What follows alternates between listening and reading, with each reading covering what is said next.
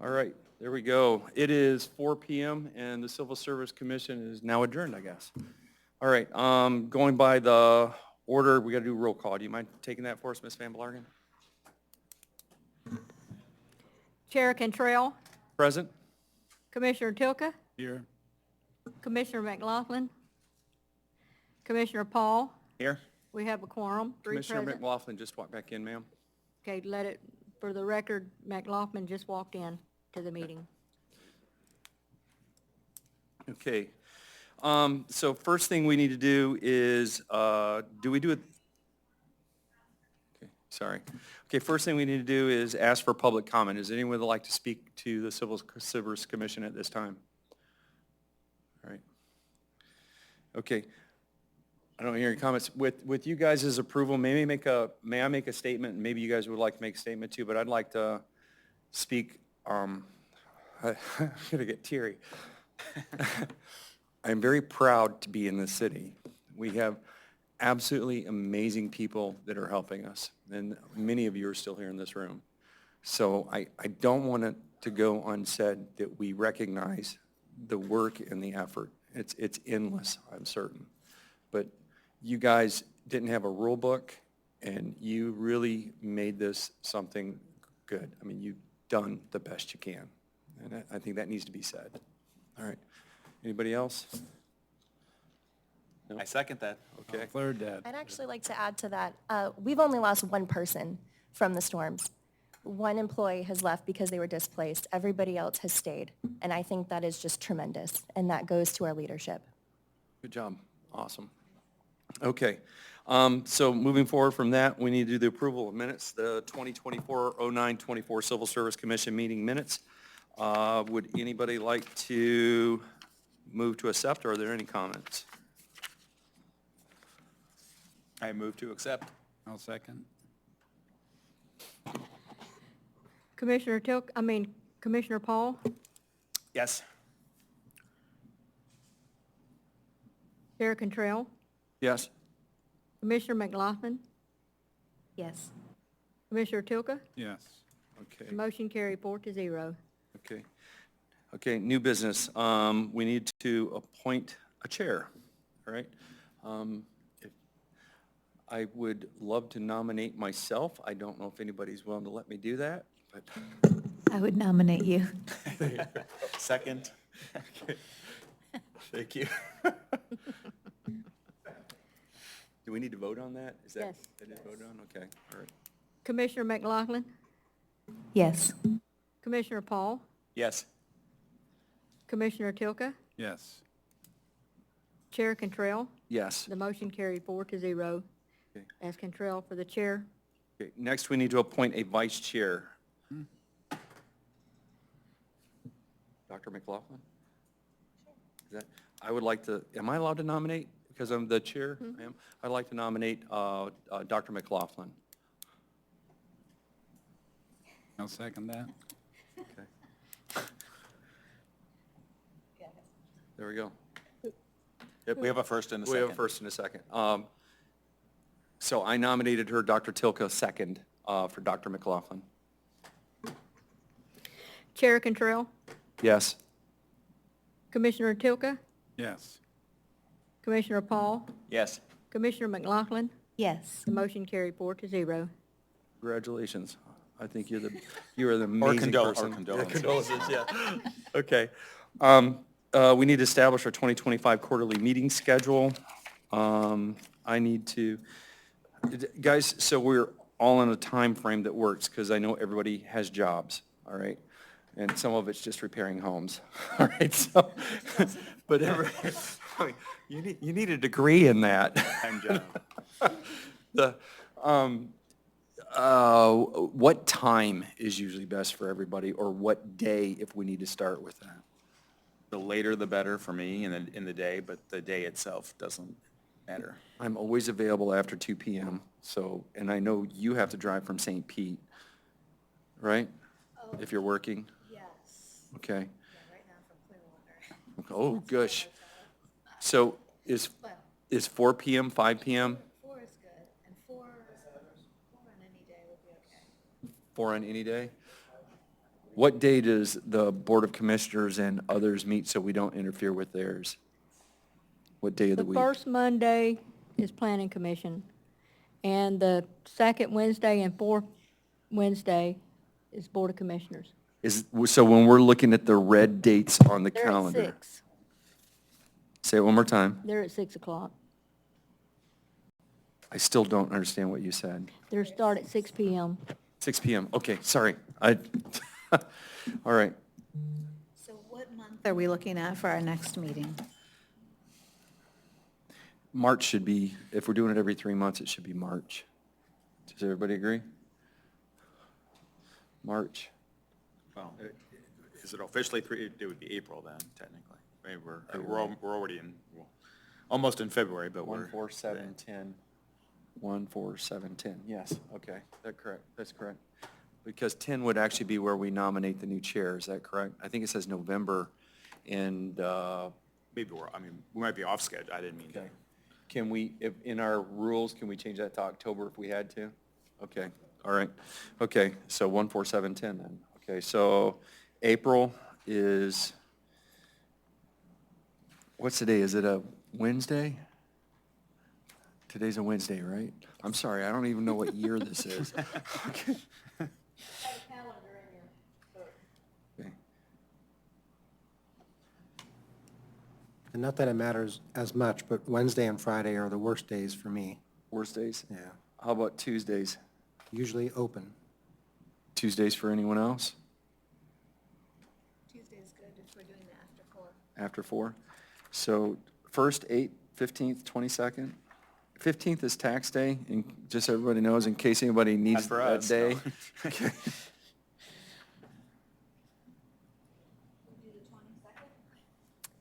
I'm available. That's Earth Day, too. That's awesome. All right. This the 22nd of April? 22nd of April? I'm not sure, but I may be out of town, but carry on. It's also, Should we, it's the week after Easter, if that I mean, for travel plans of people. Oh, But you're I- right, yeah, let's, okay, let's. It's fine go- by me, but. should we go, no, I can't do the 29th. I could reschedule an appointment on 20, huh? Does the 8th work for anybody? 8th works for me. I think it works for me, too, Well, day after my birthday. Jim, is it Yep, good for you? yes. Okay. So April 8th, is that okay for the city schedule? Yes, April 8th at 4 PM? that'd be perfect. 7 would be July?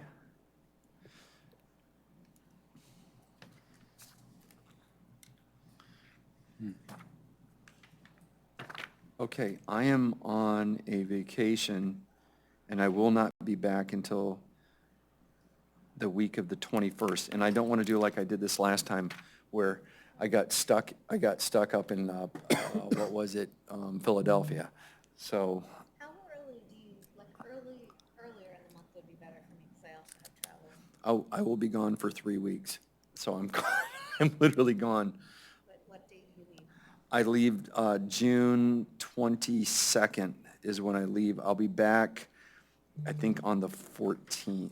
I'll be back by the I'll be back the 12th. Be back on the 12th. Can we do late June or mid-June? Yeah. Say like the 10th of June? I had the Civics Institute the 8th to the, but like right before that. I know in the past you tried to see if you could have your civics student come to observe the commission. I know there were things got in the way. Mr. Gomez, I don't know, is The 10th? the 10th, can you do, That week's bad for me. that week's bad for you? Yeah. Okay. The next week is fine, if that's. 17th is What about the 3rd? the 3rd of June. I'm fine. You okay on the 3rd? No, the whole first half of June is bad. First half of June, second half of June. The second half is okay July. with me, but then you leave. Should we go to What day do you leave? So I'm don't like gone basically June, whatever that Monday is, the 2nd. I'm looking this up so I don't lie to anybody. through the 15th. Count.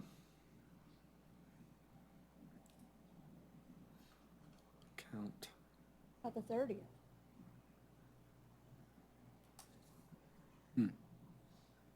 Second half of June is fine. Yeah, second half of June doesn't work for me, so we're gonna have to do, should we go to late July or early August? I don't have my airfare booked yet.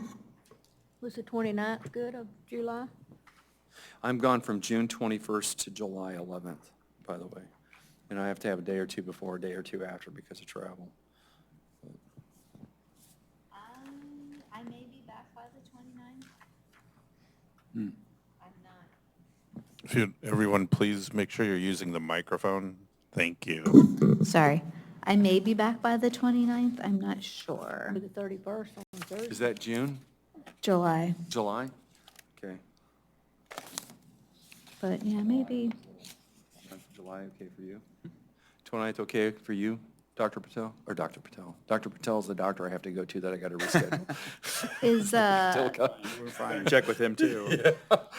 is August 5th okay, just to be sure I'm back? August 5th is better for me. Okay. Anyone else? I'm good with that. 4 o'clock? July, August, okay. Yeah, that should work. August 5, 4 p.m.? Okay.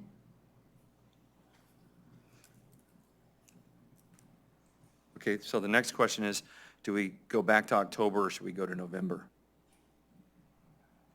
Because November has Thanksgiving. And I know that the board is going to have meetings during that time. Can we meet in October? October 14?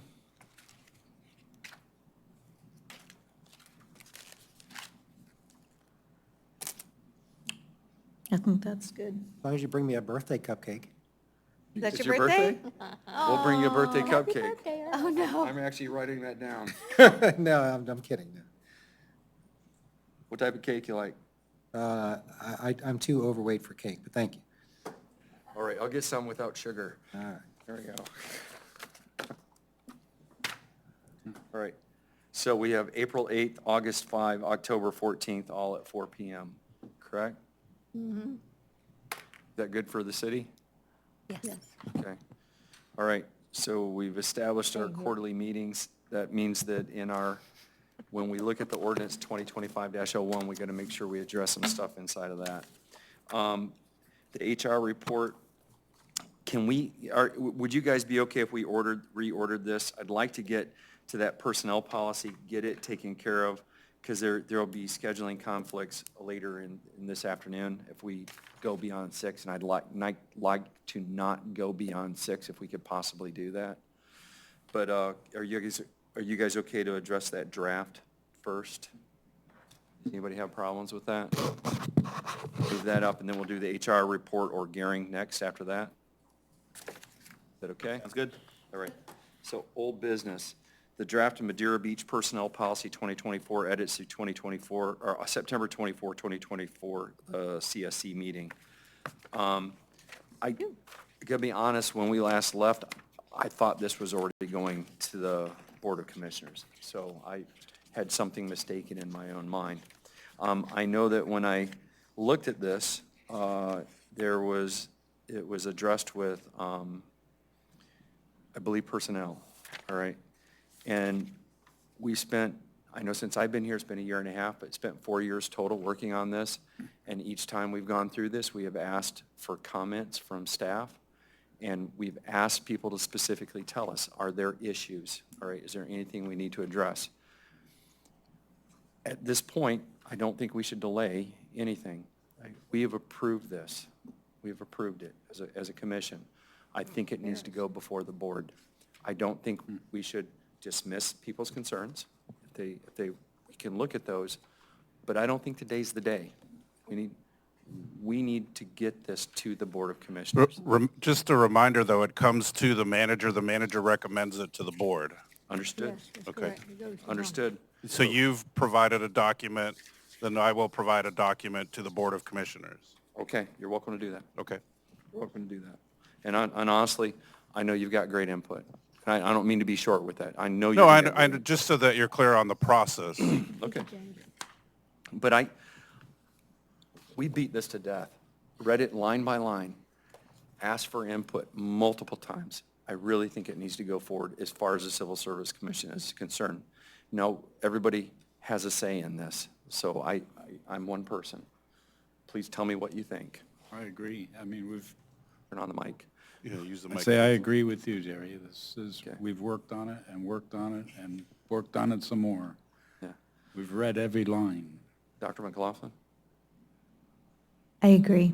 I am curious about what the city manager said and if you had concerns or what. Well, we allowed staff to provide input, and that's what you have before you. So once it goes, before it goes to the to the city commission, then I'm the one who actually sends it to the commission. By the way, when that's brought to the city commission, I guess this is a good time to talk about it. Does the whole board need to be there or just a representative from the board? The Civil We can Service make this Commission, I a- mean, Civil We can Service make Commission. it a joint meeting if you would like. What would you guys like? Joint meeting? Okay. Sure. So that's going to be a date based upon the Board of Commissioners meetings, correct? Yeah. Well, we would have to advertise, and based on if you're available, the next commission workshop is on February the 26th. February 26th?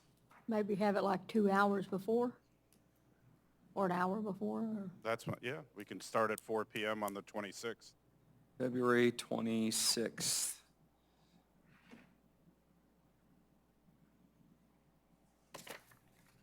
I'm willing to do it. You said 4 PM, February 26th? Yes, sir.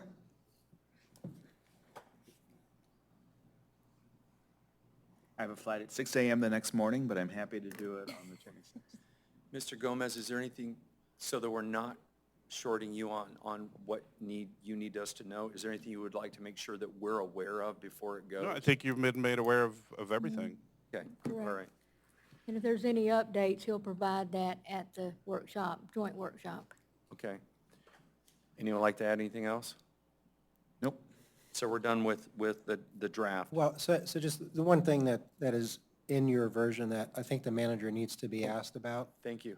is if you look at Roman numeral 7A, this is vacation leave, and it's deals with paragraph 9, that starts notwithstanding the requirement, and it deals with the opportunity for the one-time leave payout. We had inserted that January 1, 2025, back assuming that it would be adopted earlier. So, you know, for the manager, what would you like that date to be adjusted to? What was the date that we had? January 1, January 1, 2025. Sir, think can we you were tell me what looking at- page it is on the packet? I don't have the, 52. okay. Thank you, and I appreciate you bringing that up. I know I mentioned it to you beforehand. Thank you.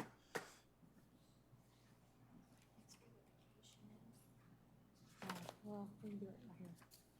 I'm sorry, so which section, paragraph? Right here. It's- 7A.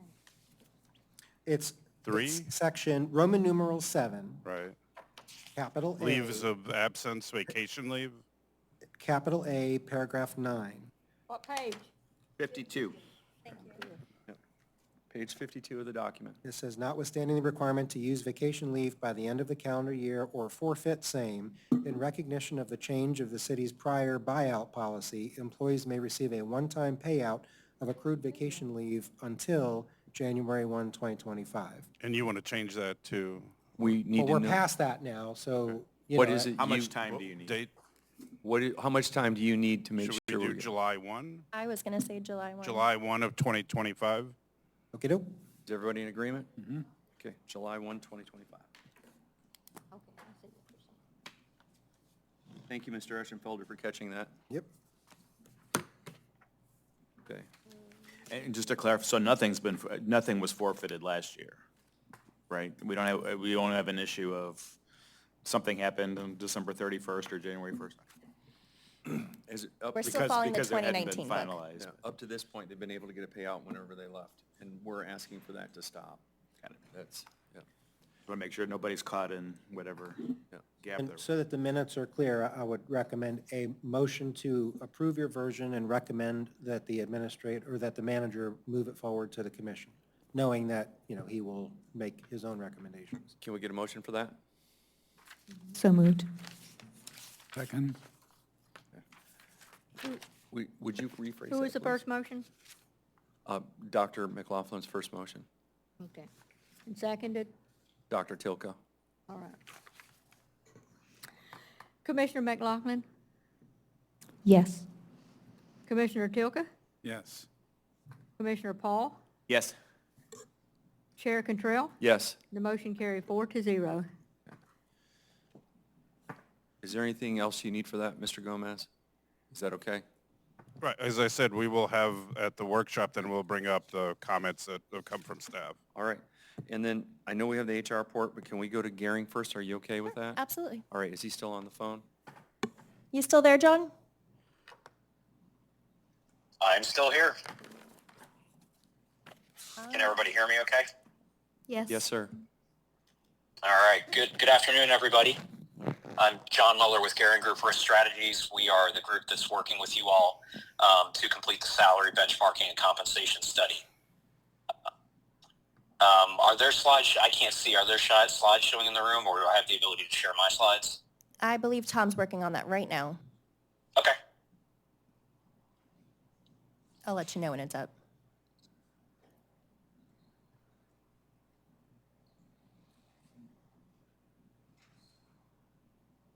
All right, we got you up. All right, great. You can just go to the next slide.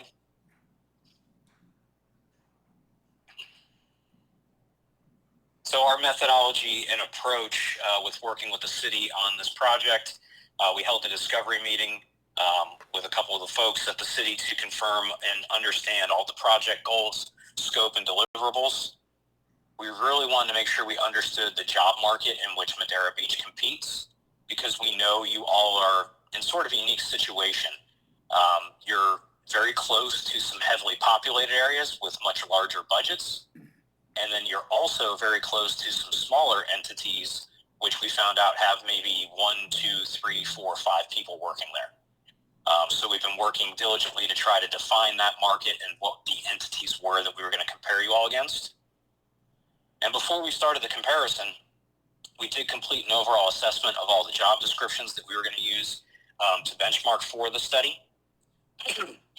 This did include sending out a job audit tool to all employees of the city to get their feedback in terms of what they actually do in their roles.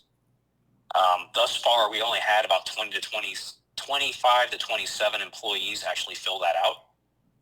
So we are working to resend out that tool. It's a survey essentially, so that we can get a little bit more feedback from the employees. And then what we've been doing Ask a question. additionally now is we have obtained data from Treasurer. One second, John. Sorry, go I have ahead. a question. Yep, sure. The tool that was provided, my understanding is it was provided to the students I'm sorry, I'm a teacher.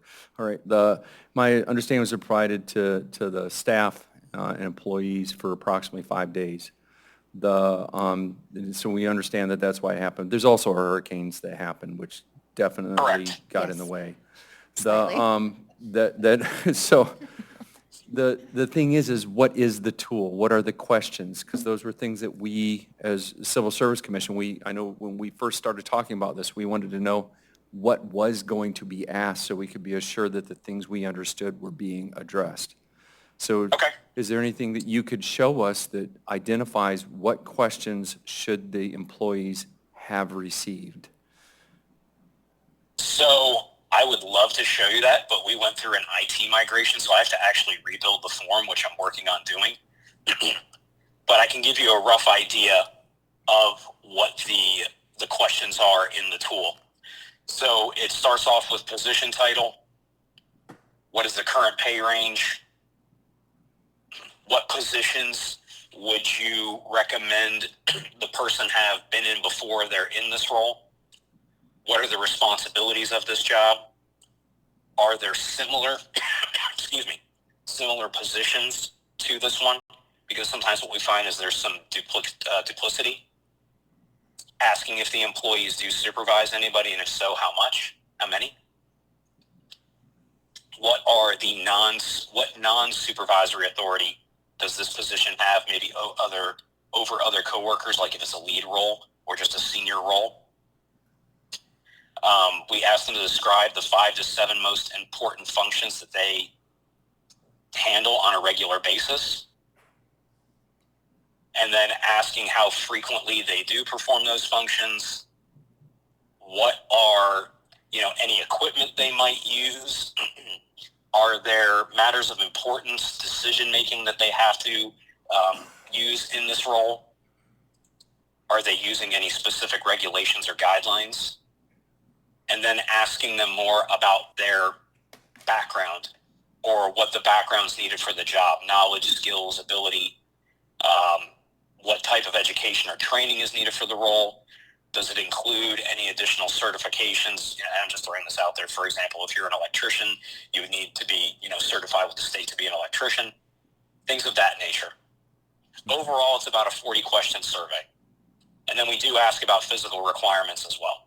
Okay, when you're doing the responsibilities for the job, I know a lot of time people do many things, and when they're trying to give you responses, if you're trying to standardize this based upon against like a federal database that would have job descriptions, are you giving them a STEM chart that they could use so that way they could follow along and identify specific things that are related to different types of jobs? That way it keeps the target where it needs to be? Do you provide them guidance? We do not, because we built this tool out so that it's not specific to any one position. So we're asking them for the 5 to 7 functions that they most routinely perform. Okay. So, for example, I had this question asked of me once before at a small entity, and they shared with me, hey, we've got our desktop support person, and they do not only desktop support, but they help with some web things. And then they also mentioned, but I have an engineer, a network engineer, and that person sometimes goes out and troubleshoots computers on the desktop for individuals. So what we're trying to get after is, what is the main function of the job? Because that's how we're going to be able to benchmark the job, right? If somebody's doing something that's a little bit outside of their scope, we can't say that that's really relevant to the jobs we're benchmarking against. Do you follow? Understood.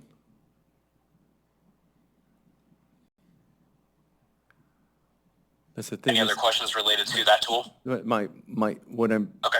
and I don't want to beat this to death. I just want to make sure, because I know there's some employees that do multiple tasks, and they may not always be specific to one job, and that's just the function within the city, That is, and what I would suggest in those situations is, as we finish up the overall benchmarking, which we're almost done and almost have completed, we'll sit down and review with the city team, and if there are positions that we need to be made aware of that need, to be looked at a little bit differently because of some of the other functions that they perform, we can certainly do that. Is it possible for us to not see responses that other employees have provided? We don't need that. But from the information I've received from just day-to-day conversation, what I have been informed by people I've spoken with, the survey they were provided doesn't sound like this survey. How can we see those questions that were provided to employees? Because if it's not, then we need to make sure that those 27 employees can give more data. That I'm very concerned about that. Is there a way to look at that? I don't need to see their responses. I'd like to see the question they received to answer. Yeah, we can certainly share the questions with you. Yeah. We'll provide those to you. Okay. How quickly can we get those? Because we need to see this, because we asked the Board of Commissioners to spend $40,000. We need to know what happened there. And I know there's a delay from a hurricane, but I personally have a concern because of the questions But what's your concern, Jerry? that what he said were the questions that were on the survey are not the questions that I've been informed by employees that have just mentioned things to me. They're not the same. So I just, and I haven't So asked I'm- anybody I'm- to show me. I'm sorry, say that one more time. You're saying that the questions that were the que- emailed in the survey are different than what? Questions he stated were asked are Are not not- what I understand were asked. That's why I want to see what was asked, because I have no clarify. idea. All I know is what somebody said. That doesn't mean what the reality is. All right. All right. We'll clarify that. Yeah, Thank you. We can absolutely get you that information. okay. And I thought there was supposed to be an on-site meeting with Gehring. Has that ever happened? Okay, is that going to happen? On-site meeting, I thought he was supposed to meet with, like, when they did the meeting to confirm the understanding of the project scope and deliverables. I know we asked if we could know when that was happening so we could make sure that, hey, look, that what we asked to happen is actually happening. Didn't even know that happened. All right, which So is you'd okay. like- That could be an so oversight. you would like to meet with Gearing Group? At this point, I'd just like to know what their project goal, scope, and deliverables are to make sure that they match what we asked the Board of Commissioners to pay for. Which is what was in the contract that was Okay. approved. And they were going to But come out we and meet weren't- with everybody. I know I wasn't invited or notified that that was happening. Well, that And was I at a would- Board of Commissioner meeting. Okay. Was it they actually spoke to the Board of Commissioners? No, we had the agreement approved at a Board of Commission meeting But that came from your request to have the study I done. understand that. Very first bullet, held discovery meeting to confirm That's, understanding that's of with project city goals. staff to go over the actual project. That's for our work to do, not the Civil Service Commission or the Board of Commission. But in those meetings, it was specifically mentioned that we'd like to know when that happened so we could hear it. That I never heard. Maybe other people did. I never heard. All right, I'm just stating that. That's, I Okay. mean, and it's probably an oversight, honestly. So it is what it is. I mean, it's, things happen, we keep moving forward. But I know that I asked for that, and it didn't happen.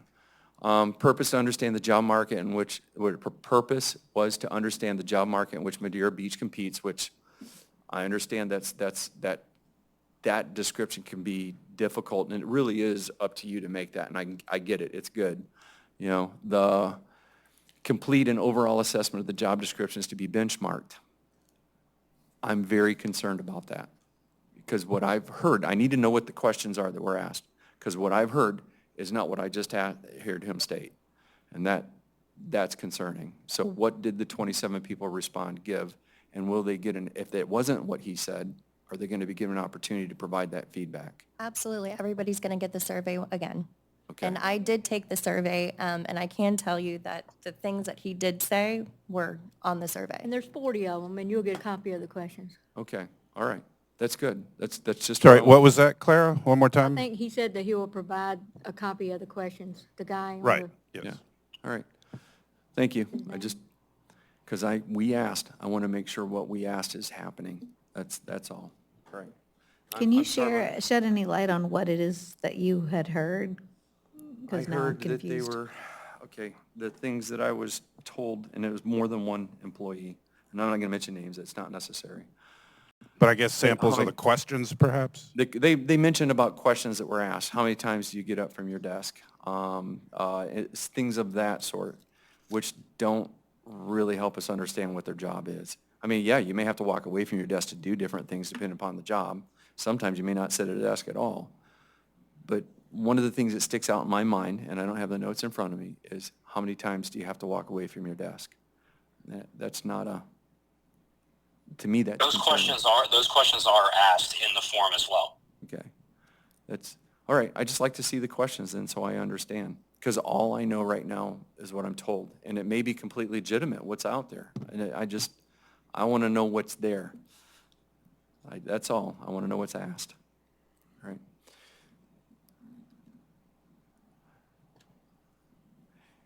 I saw this, a brief review of this in the last, was that a workshop, Mr. Gomez, with the Board of Commissioners, or was that a regular meeting where they presented this? That was the workshop was a last workshop. week, last Wednesday. I saw this, and unfortunately, nobody was on the line, and I know it's got good information in it, But when you say current job titles, current ranges, the 50th, the 65th, and 75 percentile range, what do those represent to us? Can you repeat that question? I'm having a hard time hearing everybody in the room. Okay. Do you want to speak it to him? Do you want me to say it again? He wants to know about the percentiles and what they mean and represent. Okay. So when we do the benchmarking, we're looking at the 50th, 65th, and 75th percentile of the market. So when you're looking at, let's say here, the building official, this is your current annual and your current maximum for what you're paying that individual. And if you look at the 50th percentile, so that's taking all of the other entities that we've benchmarked against. And at the 50th percentile, the minimum salary for that position is $93,960. At the 50th percentile, the maximum is $147,633.90. So what that's saying is if you take, let's say we benchmark 10 entities on that job, the 50th percentile would be the salary that's dead smack in the middle of that. It's not an average, but it's the percentile. So that's relating to competitiveness within Correct. the market. Okay. Correct. And so we're benchmarking all of these positions. We're developing the percentiles. We will again meet with the staff to determine which percentile do we want to utilize when we build out the new pay grades. But I mean, if you look here, just for example, building official, you're very competitive with the 50th percentile. You're competitive with the 65th percentile. You're even competitive with the 75th percentile of the market. If we look at code compliance too, we can see that there may be room for improvement, correct? Yeah. Yeah. But that one seems a little bit lower. Yeah. Yeah. Those are things that are going to be really helpful for Mr. Gomez because that's really where that's got to be driven from. All right. Thank you, sir. Yep. So this is just an idea of what we've been doing thus far. We'll be wrapped up with benchmarking here in the next couple of weeks. And so what we really have left to do is if we go to the review and findings slide, our next steps will be to finish the benchmarking, review that data and findings with the city, and then we'll create and propose new pay grades based off these findings. Once we agree on the new pay grades, then we'll do what's called a compression analysis. That's where we take the people that are actually working at the city. We look at their current salaries, how many years they've been in that job, not how many years they've been with the city, but how many years they've been in that job classification. And we run an analysis to see not only do they need to be brought up to a new minimum, but where should they fall within that new pay range. If you've got somebody that's been there for 10 years, they will move up in the range likely to some degree. The reason for that is to take into consideration market issues. So when you've got somebody that's been with the city for 10 years in a particular job, and then you hire somebody in that same role in the last year, there's a good chance that person you brought in was brought in at a high enough rate that you're getting that compression with the employee that's been there longer. And when we do this, one of the final things that we do look at is reviewing again all the job descriptions, and we reconfirm the FLSA status. For those of you that don't know, the new salary threshold for the Fair Labor Standard Act between exempt and non-exempt did not go into effect. So we don't have that to worry about, but we still look at, and this is where that job assessment tool comes in very handy, is to make sure that you have people categorized in the right jobs as being exempt from overtime, or they're non-exempt and are eligible for overtime. And we anticipate this being completed, like I said, within the next 2 to 3 weeks.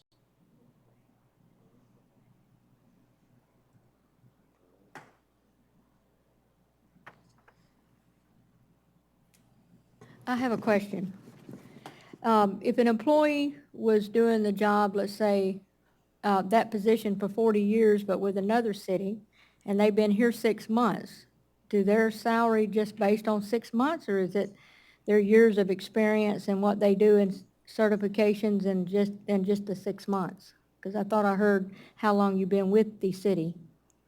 Correct. We are not looking at how long the person's been in that job somewhere else.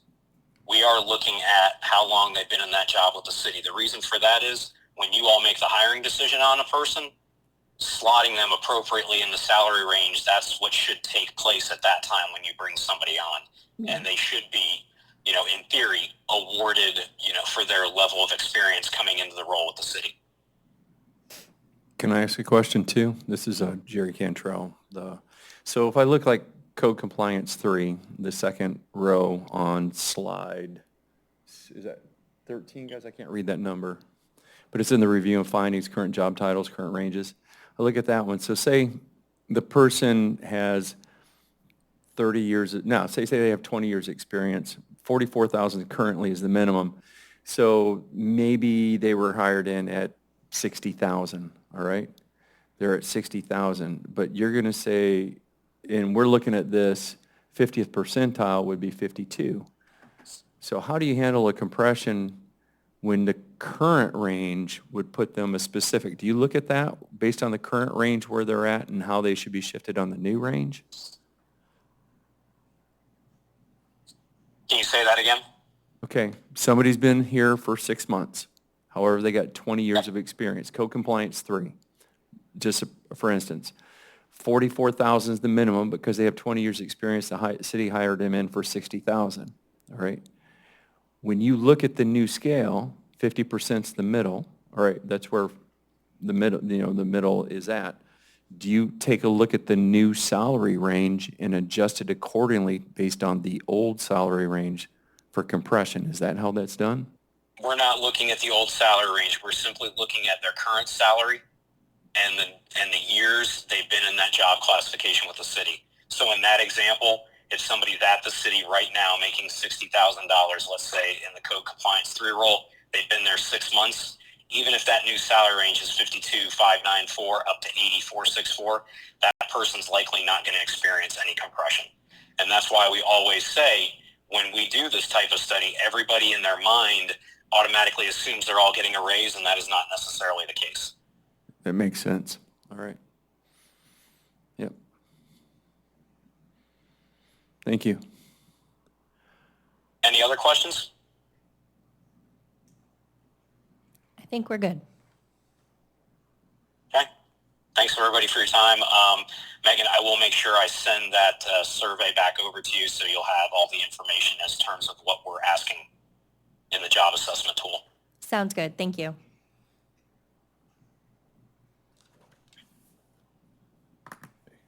Is that it? Okay. Anybody got questions before we move forward? Mr. Gomez? Okay. No, thanks. Anybody else? Nope. Okay. Robin probably can answer this. Like if you have different positions and they're in the same salary range, some positions don't require any certifications, but some require some. They require certifications before starting. Does that make a difference? Of course, it can, yes. It just depends how, how we budget for them, how we salary. So they can, but we have ranges for a reason to make sure that like positions are grouped together. But yes, there can be difference in salaries, but that's a budget issue. Right, because they're required to have certifications. Right. But again, Building that's inspector has to have his. right. But again, as was stated, that is determined at the point of hiring. And whether you're going to pay somebody what salaries you're going to pay based on what certifications, requirements, educational requirements. Because I know he mentioned just years of service, and that's the reason I would ask that question. Right, but years of service are taken into account at the time of hiring Yeah. based on budget, Yeah. So I was, adopted budgets. yeah, so I rather. was wondering with certifications, 'cause certain positions, you can't hire Sure, that person right, unless but- they have those certifications. Right, but then we would have to have an adequate comparable salary, which is part of this, the reason why the vendor, the firm, is asking for everything related to the jobs. So but we only have one position in the city, well, now two. Now there's actually multiple positions. We have positions that require a CDL, and there is the salary is then set for somebody who we require to have a CDL. The only other two positions, I mean, Megan can correct me, I think are the clerk. You're a charter officer, which would fall, and that's another discussion to bring forth, because in reality, the charter officers should have separate employment agreements. But that's been discussed. I found it odd when I came here that only the city manager has an employment agreement. And in reality, your charter officers should have employment agreements. We work at the pleasure of the Board of Commission, so there should be some sort of employment agreement, but we haven't gotten to that point. I also believe department heads and those that are in the highest salary band should similarly have employment agreements. But again, the only other positions are the clerk, and we now have an engineer, and in order to be an engineer, we haven't put a requirement, but I think we will, that they have to have a professional engineering license, Correct. because the position is classified as a community development engineer. Correct. Well, it's actually, there's a Florida statute that says you are not allowed to call yourself an engineer unless you have an Oh, engineer license. okay, I stand That's what I corrected. was Thank trying to you. refer to right So that's a here. good thing. Yeah. And the city charter states certain ones that have, that are hired by contract. Right, but we don't have, I'm the only one that has an employment agreement It with the says city. the city attorney and the city manager, I think. is what Well- it- Well, we contract for the attorney for the firm as well the as city for the attorney, yeah. city treasurer. Yeah, I mean, Yeah. technically speaking, this really isn't a part Part of of this, this right. study, but, Yeah, you he know, brought it because it's come up, every single person who is an employee has an employment agreement, right? So if what is being proposed is that department heads and the clerk receive a separate written contractual agreement, we would need to talk further about why that needs to be, but, directors, when they're hired, are offered a wage, they know what the benefits are and so forth, and they serve at the will and pleasure, and so there is no, well, you can't fire me, unless, and it's not like a regular employee, so, we can talk further about that, but I don't really see the need, and I think if you start doing one-off employment agreements, going that far down the chain, it creates issues. I just worked with one of our other clients to get out from under a bunch of director contracts that had been done under a prior manager, so we could talk about it further, but I just wanted to clarify, everybody has an employment agreement. Correct, they As do. our clerk sits here right now, Yeah, I have it's an a- agreement. that's And the correct. agreement is, when she comes into work, she gets paid. Mm-hmm. And, and she gets the benefits that we have and everything. And if she doesn't choose to come into work, Right. she doesn't get paid. And some positions are long tenured, and some positions, some last 2, 3, Right. 5 years, some 10 But you don't need a separate piece of paper that you sign saying, I've got an employment agreement. Everybody that's hired at the city has an employment agreement.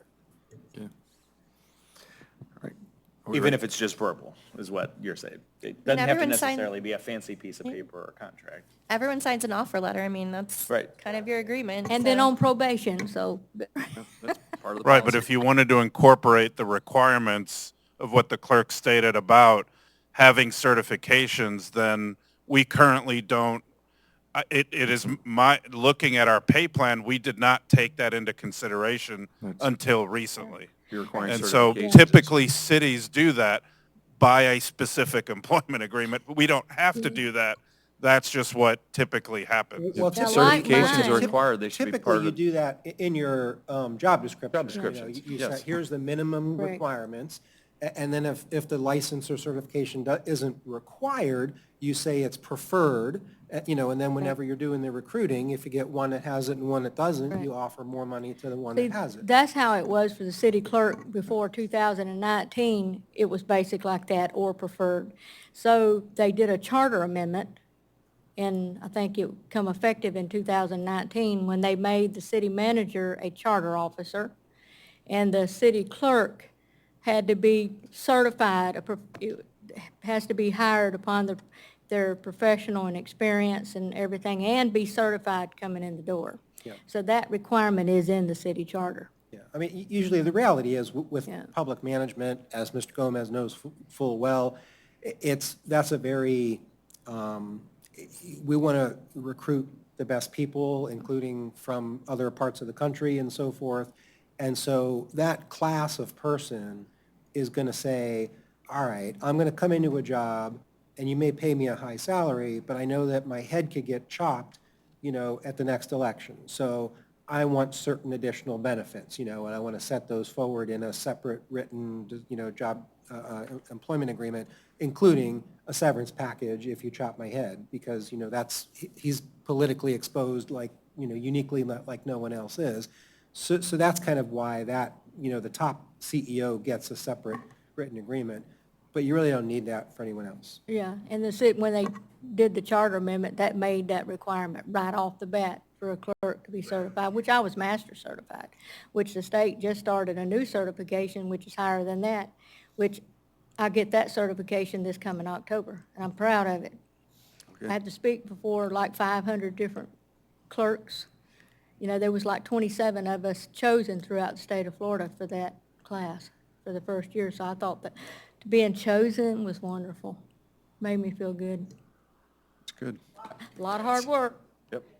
All right. So are we okay to move forward with the HR report? Sure. All right. Thank you, John. Sorry. Have a good evening, everyone. All right. So, like I said, we've only lost one position due to the hurricane, which I think is absolutely fantastic. The only current positions that I have right now are a rec grounds crew maintenance, full-time. He's replacing somebody.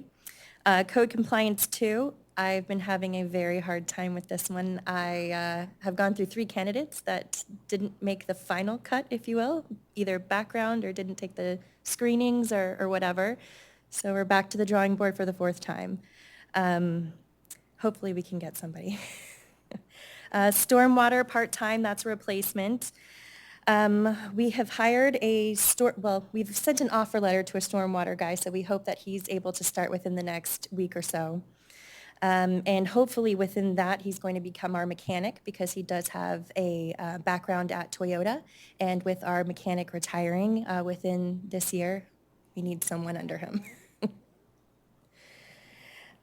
We hired 3 firefighter paramedics. 2 were hired in November, and then 1 was hired in January due to many injuries within the fire department. Those guys have worked their tails ends off, and it is definitely appreciated. So they needed a little bit of backup so that everyone didn't have to keep going overtime and could get the needed rest. So we were able to hire that. The promotions. We were able to promote within Lieutenant Michael Wisowski. He was also Firefighter of the Year this year, so he's done a fantastic job for us. And one I did forget is Deputy Chief Mortalite. We did promote him to the Deputy Chief position, and that's definitely a good thing. Stormwater, we moved up Craig Johnson to the supervisor role because of our retirees.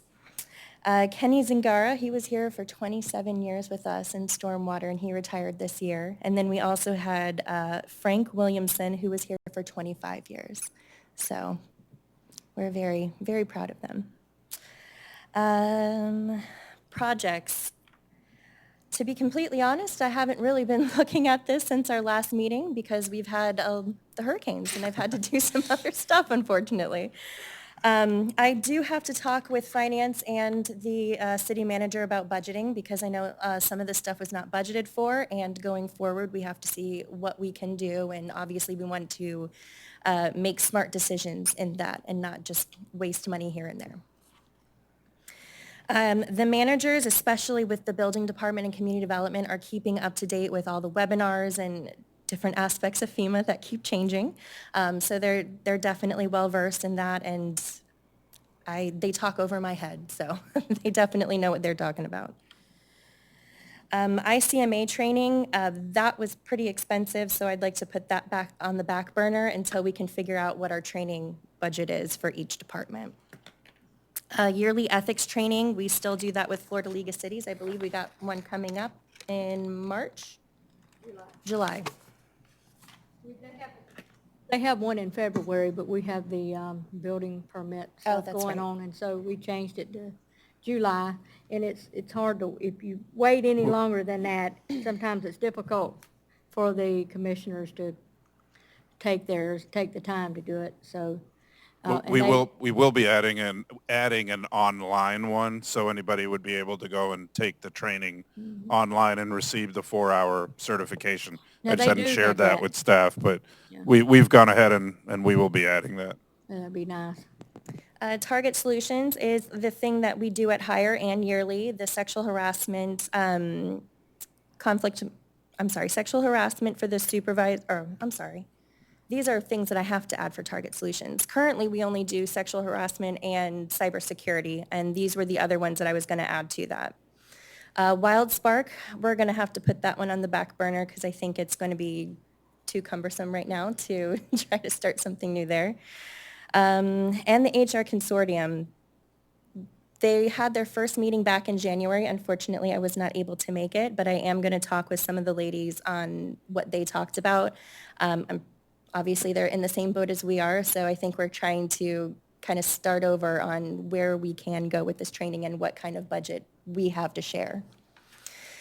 Some other things. When I went to the HR conference in, August, there was a lot of motivation and employee morale apps and stuff, and again, budgetary things, so we have to take a look at the budget there, but I think those are really great tools to keep people engaged and talking within departments too. And then I have the list of other items that we're researching. I still haven't been able to do the employee satisfaction survey, the social media policy, phone policy, and I'd like to do an application refresh as well, because that hasn't been done, I think, since 2018, I want to say. So that needs to be refreshed. May I ask a quick question? Absolutely. The employee satisfaction survey Yes. is actually addressed in the personnel policy, so that's something which, thank you. All right. Mm-hmm. The social media policy, we have one, and the personnel policy is being brought forward to the Board of Commissioners. Is that what you're speaking of there? or- No, I would actually like the people who are using the city, like me, I post for the city of Madeira Beach. So if you're doing that kind of stuff, I'd like you to sign a paper knowing what you're getting yourself into and what you can and cannot say and cannot do. Restrictions? Yes. Yeah, okay. All right, okay. Application refresh is, Just taking a look at it and making sure that we're asking the right questions, maybe revamping a little bit to All right. get more applicants. okay, all right. I was concerned, 'cause I understand what you're saying at this point. I'm like, application, you talking about website? That's what I wanted to know. We're looking at that too, but. Okay, all right. The employee application. Employee New application, employee yes. application. Understood. Sorry. All Mr. right. Chair, could I just ask a quick question about one of the items? What do you mean when you talk about stipend for personal phone usage? We offer a city cell for people. I don't know if this is something that we're going to do, but it's something that I'd like to talk with the city manager. If someone does not want to have the city cell phone and they'd like to use their own phone, maybe we give them a stipend per month for that. But they also have to understand the public records that go with Yeah, that. They would be approved based on and sign a form stating that you have to comply, obviously, with the public records laws in Florida, et cetera, et cetera. So they would have to provide their copy, I think every cell phone plan comes with a detailed billing, but they'd have to provide it upon request, redact personal, provide any business-related calls, activity, including texts. Yeah, when I was with Mantique, I helped them convert over to more of a stipend thing because it was hilarious that we had people sitting in the clerk of court's office looking over cell phone records for the county phones, trying to hunt down if there was a personal call. And then you get little invoices. This was a personal call, so you owe us $2.52. When we paid that clerk person how much money to find that personal call. And so it's just like, this is hugely inefficient. But then if we do that, like the manager said, we need to make real sure they understand. Yes. You may get a public records request Yes. and you may need to hand it over. And if you don't, you're on your own. We're not going to represent That's you. when pretty you get much what the sued. policy would say, yes. Yeah, thank you for bringing those old scars back, Mr. Eschenfelder. I used to do those audits back in the day, and yes, employees would reimburse X amounts, and then you'd have employees that would use their city, I mean, it was just stipends are significantly more efficient, and it's less expensive in the end than to have an actual phone. And we do have very few phones, and then what I've been hearing recently is, I mean, it's just a way of life, but employees not wanting to carry two phones. So, and we just recently had one turned back in. All right, are we okay to move on to? We have future agenda items, but we have been provided 2 ordinances each, and I know one of the ordinances is covered in things that we have to come back to, which is the future. Can I mention these specifically so we make sure we address them? Ordinance 2025-01, an ordinance of the City of Madeira Beach, Florida, adopting a new personnel policy, repealing ordinance 2019-13, and approving for an effective date. That is, am I correct in understanding that is basically the policy we're asking to go forward, which will be represented on February 26th? Do we need to do anything with this? Because we're given it, I just don't know if we need to do anything. No, okay, For your reference. for our records, Yeah, okay. your information. Okay, does anybody up here have questions regarding that ordinance? You okay to go move forward, Dr. Tilka? Yes. Okay, all right. The second is ordinance 2025-02, which this is our rules. I'm not going to read the thing, I'm just going to read that. This is our rules. That's on future agenda items, so if you go to page, I think it's 6, is that right? Page 6 of the packet, there's future agenda items there. The Civil Service Commission reviewed the future discussion items to update the list. And while we're going through the personnel policy, we realized, hey, we got to address these things. So we've been keeping track of it and adding to it, and we will continue to add and hopefully really start to remove some of these things because we get them addressed. But ordinance 2024-07 was the rules. So that is what 2025-02 is. Is everybody understands that, right? 2024-07, we asked to have that rescinded. We asked for that to be pulled back because there were concerns. Yes, Right? that one. So 2025-02, which is put before us, is what we have to make decisions on, and I don't personally want to make decisions on it today. Okay. I want to be able to look at this, go back to my notes for things that I had concerns about, because I can't get on my computer. I'd like to go back and make notes about it and come back in what month are we meeting, guys? April? In the April, can we address, is everybody okay to address this one in April? That needs to be on our agenda, I think. We'll I have give you. 2 copies of 3, but I don't have 2 here. I think I got it in the email, but Here. does anyone might else be have one. another copy Let me- of 2? 3. I Let me have check 2 this. and I have 3. I didn't know there was a 3. Laura gave me extra copies of a lot of them. Anybody else need 2? Nope, I got I've 1, 2, 2. and 3. I got 1, 2, and 3. Okay. I didn't even realize 3 was there. And for the April meeting, I'll give you, we'll provide a copy of what your current code is, and then, he probably has that in the ordinance, showing what the current code is, and then what the strikeout and underlying strikeouts. So I think that you know what your current code is because you can see it in the strike-through underline. Yeah.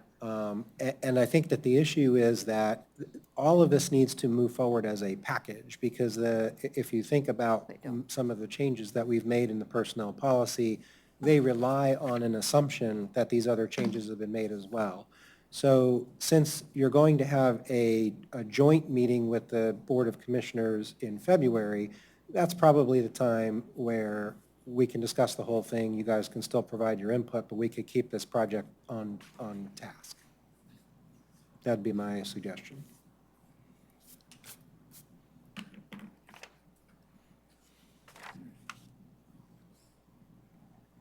I mean, those ordinances are not even on this packet. They're not on this packet. They're sitting here. I know I've seen this before, and I don't want to discount that. Have a running list that you have that you go over every meeting. And on that list, each time you give a status, So if you'll look on page 6 of your packet, it says future agenda items, and what we have there is your last status.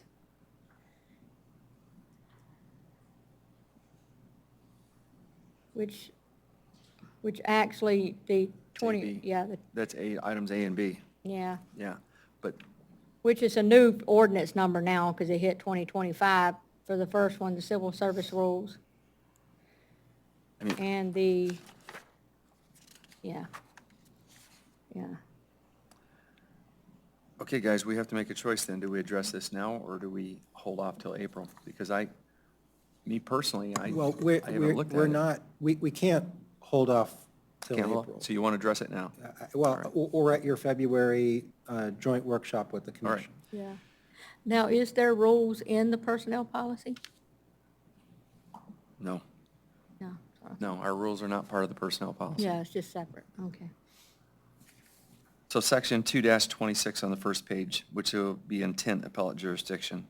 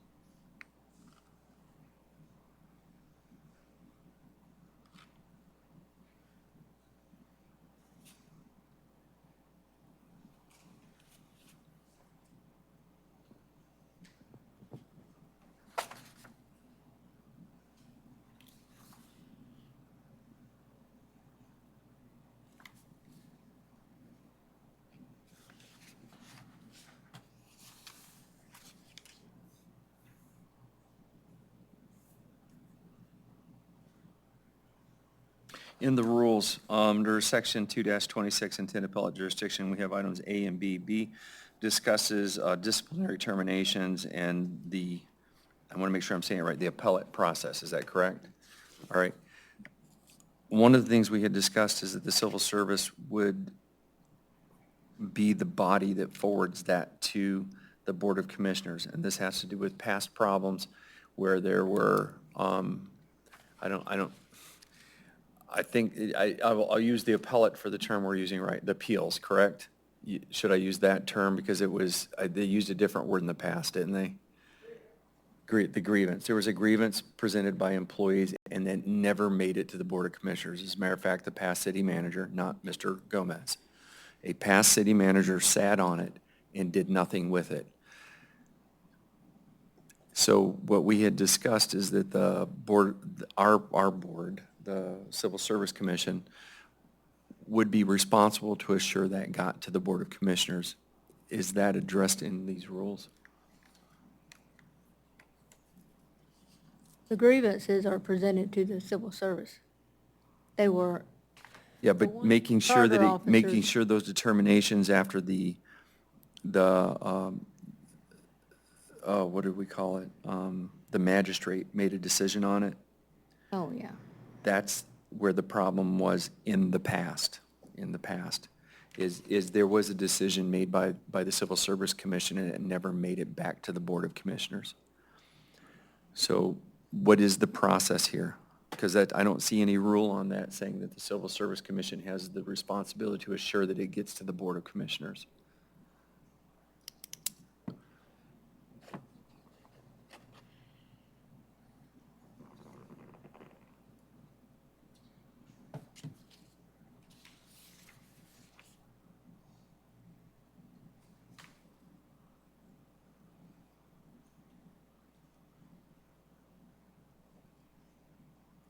Do you have advice, Mr. Eschenfelder? I think you're probably thinking, and I'm just not realizing it.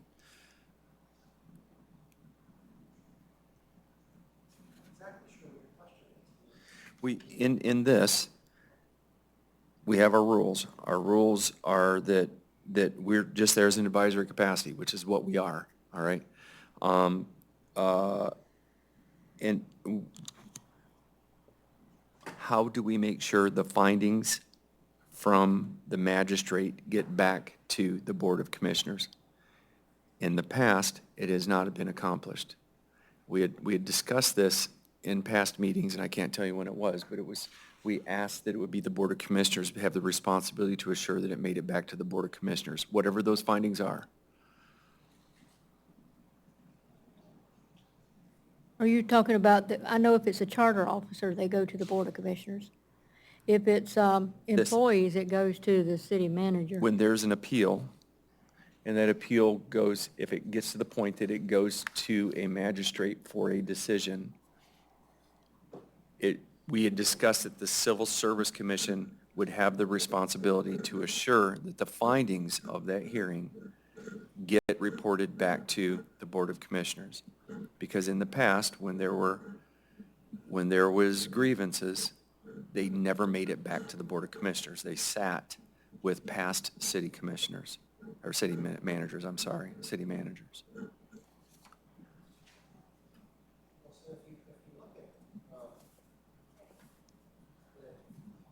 Language that is proposed for new section 1-2-134.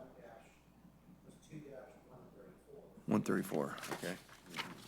This is where once they've gone through the hearing officer process, it then comes to you. Mr. Eschenfelder, I don't have 2-134. Right here on page 4 of 6. It says 4 of 6. It's in ordinance 2503. Don't know, 3. 03. Yeah, part of the problem is, I had this all in one ordinance. Mr. Trask broke it up into 3 ordinances because he wanted to make sure it all addressed the same subject. But in one of the ordinances is new language 2-134, review by the Civil Service Commission.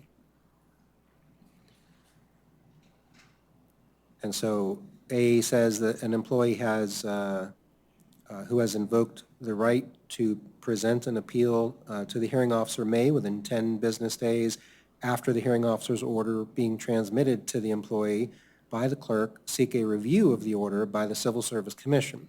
So, step number 1, if the employee goes through the process and they're fine with the outcome, they don't need to come to you, but they have the right to come to you if they're unhappy, which is almost all the time is because they didn't get the outcome they wanted. And then such review shall be provided for in this article. If an employee fails to appeal a disciplinary termination to the hearing officer, or to then further appeal to the Civil Service Commission, then the employee shall be deemed to have waived the right to assert that he or she was not terminated for just cause. C, the city manager has the right to seek a review of the hearing officer's order by the Civil Service Commission. The manager must submit his or her review request to the Civil Service Commission's clerk within 10 business days of the date of the hearing officer's order being transmitted to the manager by the clerk. D, the Civil Service Commission's disposition of an appeal under this section shall be by a written order incorporating the hearing officer's findings of fact and making appropriate conclusions with respect to the questions of just cause. In its order, the Civil Service Commission may reject or modify the conclusions of law and interpretations of administrative rules contained in the proposed order of the hearing officer, but may not reject or modify the findings of fact unless the Civil Service Commission determines from a review of the complete record and states with particularity that the findings of fact were not based upon competent substantial evidence, or that the proceedings upon which the findings were based did not comply with the essential requirements of the law. The language of this subsection shall not be construed to grant or otherwise permit the Civil Service Commission to reopen an evidentiary hearing or to commence taking or retaking any evidence or testimony. Sub E, the written order may be adopted at the Civil Service Commission's hearing or may be drafted and signed by the chair subsequent to the hearing. A copy of the Civil Service Commission's order shall promptly and simultaneously be transmitted by the clerk to the appealing employee, the city manager, and the city attorney. Where possible, such transmittals shall be by email attachment. Once the city manager receives a copy of the hearing officer which has not further been appealed to the Civil Service Commission, or once the manager receives a copy of an order of the Civil Service Commission, the manager shall proceed in the manner set forth in the city's personnel policies. The Civil Service Commission's order shall be considered a final quasi-judicial order for all appellate purposes. So I think if you want your final orders to also go to the Board of Commissioners, you would just add them to sub E. To which one, which item? Sub B? E. E? For Edward, yeah, because Please where add that. where it says, "A copy of the Civil Service Commission's order shall promptly and simultaneously be transmitted by the clerk to the employee, the manager, and the attorney," if you want the commission to get it, just add Board of Commissioners. I would like to add that. Is anybody else in agreement? Yes. Okay, yes. Okey-doke, Let's please add that. I got it. But that, it would be I mean, really, it's just a matter of convenience at that point, right? I mean, nothing further would. Well, it's not so much convenience. I think the chair's concern, which I totally understand, is that, we've done all this work, but the Board of Commissioners has no idea what's been done, what the issue was, what arose, how it was disposed of. And so to help the Board of Commissioners see what's going on, they should get a copy of the final order. Is that, I don't want to speak. Yeah. No, I just meant that's not a whole new appeal or a whole new process. No, That's just- it's, right. yeah. Yep, I get it. It's, here it is. But, it gives them the opportunity, if they read something and they say, wait a minute, what's going on here? What happened? They can address it with the manager. They could say, let's reopen, the policy, that we don't think this is fair. Yep, okay. Thank you for describing that. I didn't realize it was one document broken apart into three, so thank you. I didn't realize it either. Okay, all right. Trask for telling me that you did that.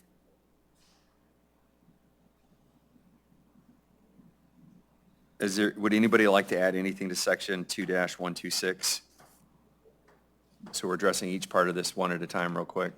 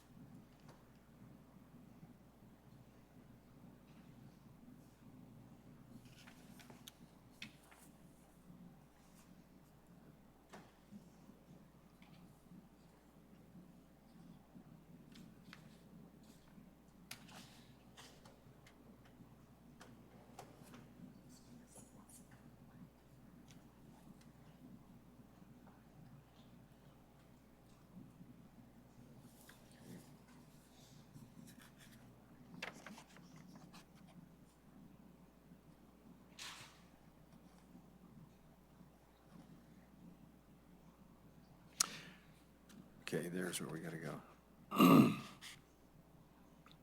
So once again, does anybody want to address anything in section 2-126? Okay. Dr. Tilka? Okay, and I'll ask her again when she gets back. There is one thing I know that I'd like to address in section 2-127, which is item F. Because this year we know we're going to meet in October, should we change that to October? Or should November, if we address it in October, but it's not supposed to be done until November, is that an issue?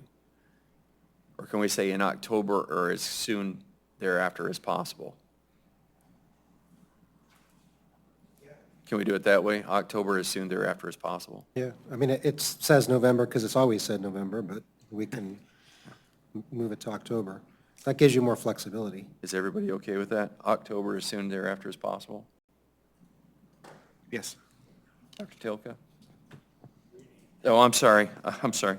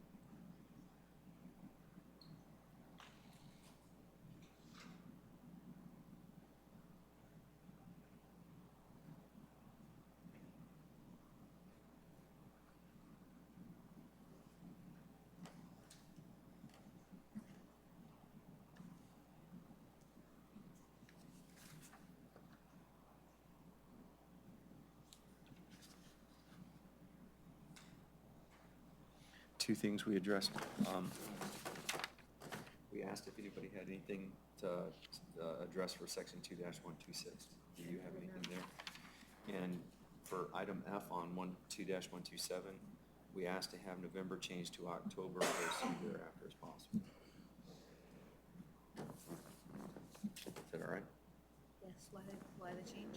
Because we're meeting in October this year, not November, which means we'd have to wait till December or January to make the next change. Does that make sense? Yes. Yeah. So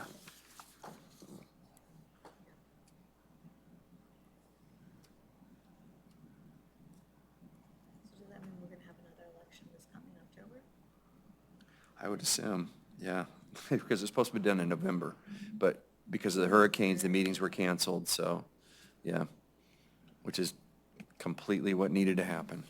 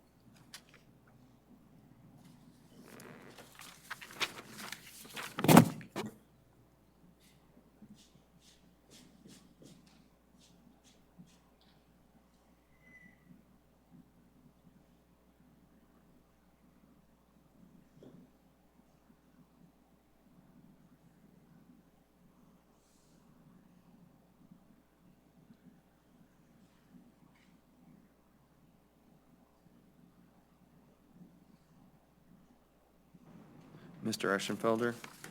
Yes, sir. Under, see, it's section 2-127, you get over to item, it looks like item 5, the city attorney. Got it? That one starts there.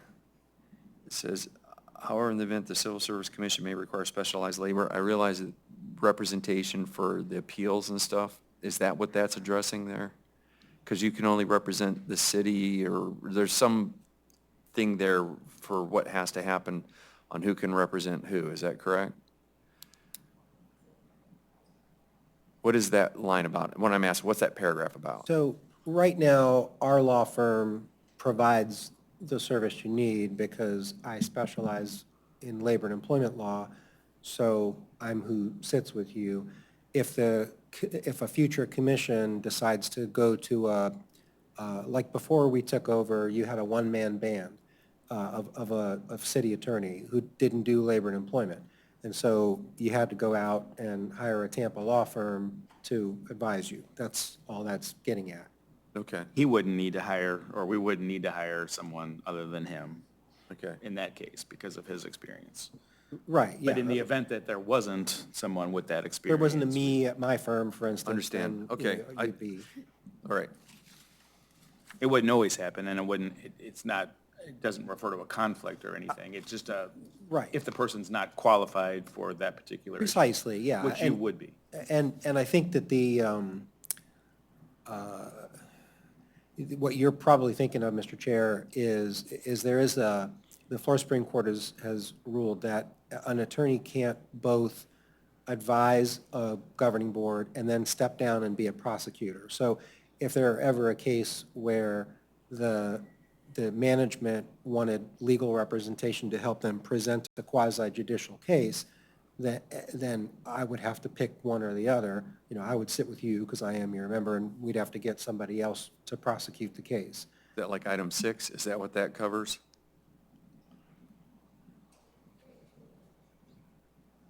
Yes, correct. That's what item 6 covers. Okay, all right.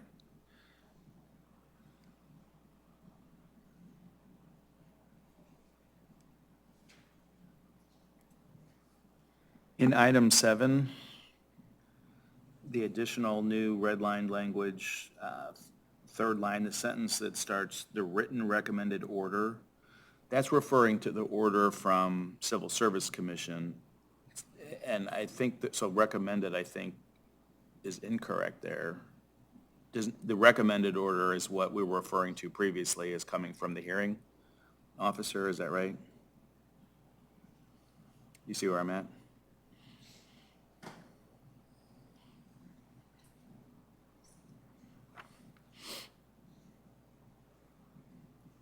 Yeah, so we'll take out the word recommended.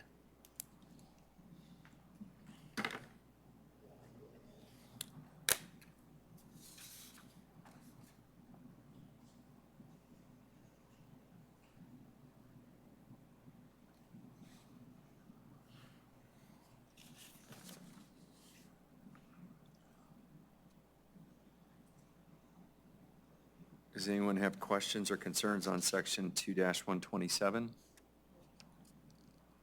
Dr. Tilka, did you, okay. Are you okay? All right, okay.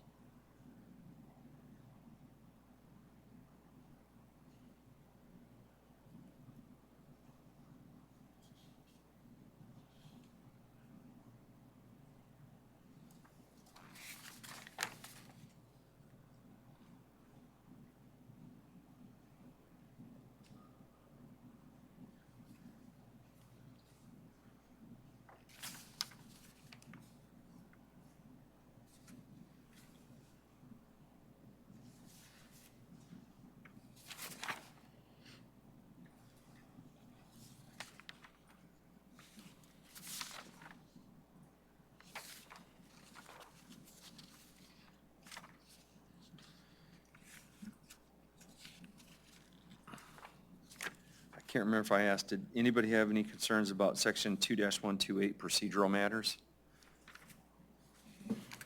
No. Dr. Tilka? And does anybody have questions about section 2-129 non-appellate powers and duties?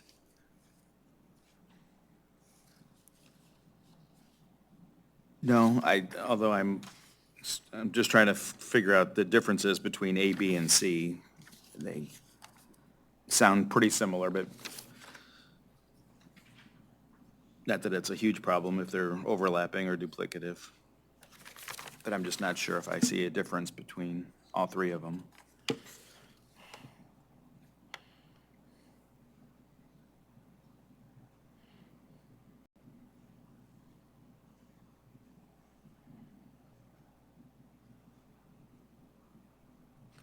I think they all talk about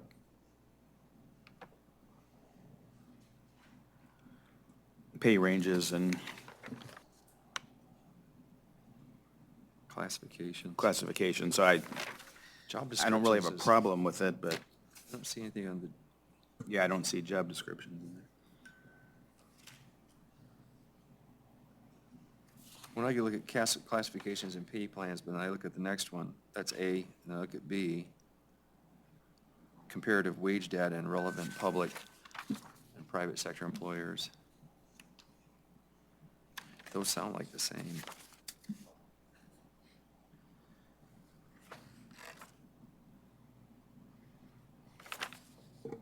Can we have a rule in here that says that we will work with the city manager and relevant human resources staff regarding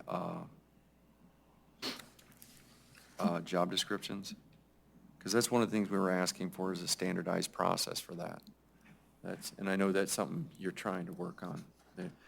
Just, and we mentioned this in the past, but you can tell the job description has been written by many, many different people, and there's not a really good standard format.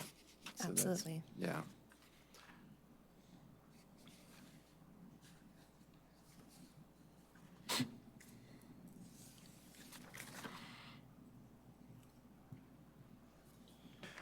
We talk about non-appellate. I don't know if this is where it would go, but as a chair and just talking, informally with the Board of Commissioners, it's up to you guys if we add this in, but I think it's important that the Civil Service Commission provides a report to the Board of Commissioners.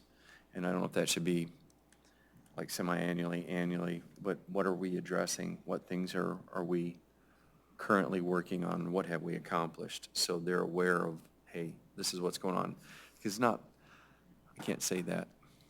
I can't state knowingly that everybody doesn't watch our videos, but they're highly engrossing and people should watch them. Okay.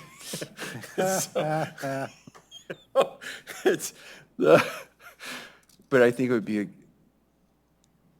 would be nice as the commission for the chair or a designee, whatever, to at least provide a report on a semi-annual basis to the Board of Commissioners stating, hey, these are the things we've accomplished. These are what we're working on. Would you guys be in agreement with that as a rule?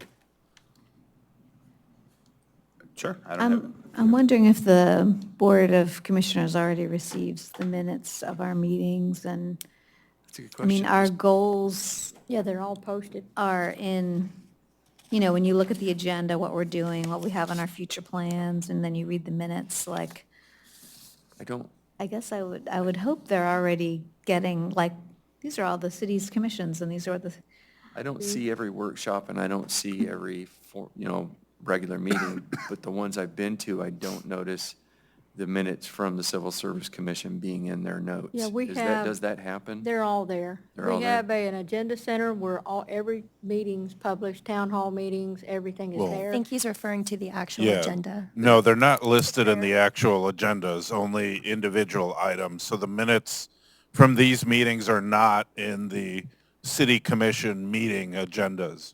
Yes, And honestly, What it's in the clerk center. was alluding to is when you go to the city's website Yeah. and you look at a listing of all meetings, they are all listed in chronological order, and all the agendas and the minutes and the videos are, Right, yeah. excuse me, viewable on that website page. That's the one that I said everybody should watch because they're absolutely thrilling. There you go. so you're saying the only way that the members of the commission would get our minutes is if they're seeking them out to. Correct. And quite honestly, I don't think they need 154 pages of our minutes. Just a summary. What we could do, so we already have that section about recommendations. We're allowed to make any recommendations in sub 128 sub C. So maybe one way to do this without formally committing to it, we could say recommendations or reports such that at whatever time we wanted or they wanted a report, we could do that. It says The Civil Service Commission by majority vote may make recommendations. So how do we deal with the reports about that? Well, that's what I'm saying. I think we could say recommendations or reports. Or reports. And/or reports, but then just if we add just- report if that would solve your concern. That would solve it, but will we have to vote on making a report, or is we just create a report? Do I need to show it to everybody so you guys see it? How do we do that? Yes. As an example, if you look on our website where it says public records search, you can go into Laserfish. Yeah. If you go under board meetings and choose civil service, they have their annual reports. Okay. And we're probably still posting some of them, but it gives you an idea, example of how they're written, Actually, I might suggest the next section on how written they records. did it, I mean, what they Records. wrote about. Under written records, we've got our minutes and hearings, and it's open to the public. Maybe somewhere in there. So, Or Mr. like- Chair, Yes, sir. what I would suggest is, in 2-129, in addition to those that are there, I would add a subsection on the job descriptions. I would add a section on such other duties and powers as are set forth in the charter, because that's Okay. kind of all-inclusive. Would that help us with the report then? If we wanted to Getting do there, that? and then the last one would be, and may also submit an annual report to the Board of Commissioners outlining the Civil Service Commission's work for that year. Everybody in agreement with that? That sounds like a that'd good be a idea. I'd like that. May or will? I said may, because you may not want to. I just wanted to clarify. In fact, and these reports, they're very interesting to read.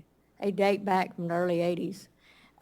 They cover October of that year to September 30th of the following year, because I guess they do their board appointment, you know, they're appointed in October, and so they go from October 1st of that year and then the following year to September 30th, just like our budget reports.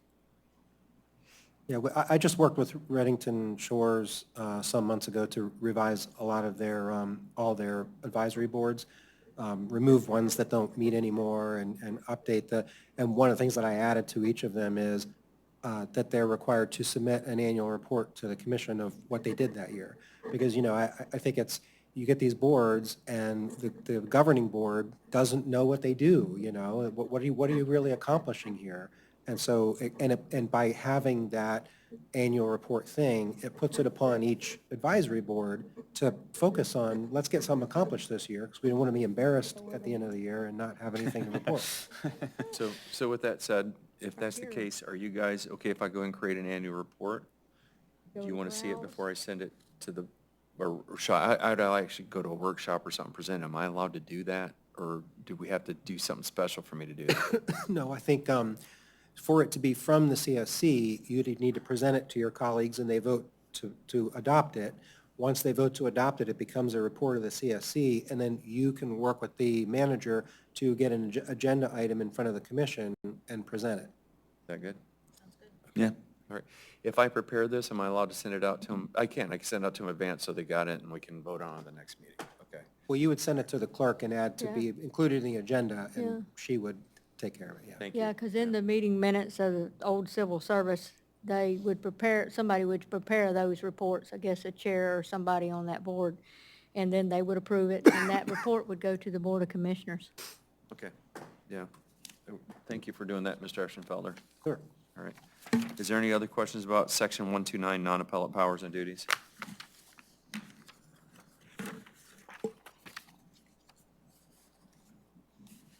Nope.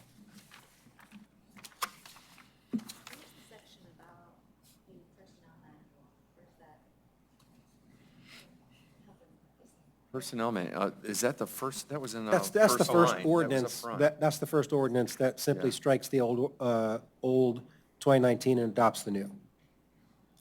I mean, where it says that that's part of our job. It's in 126, something like, it's in the 02. I know it was in the 02.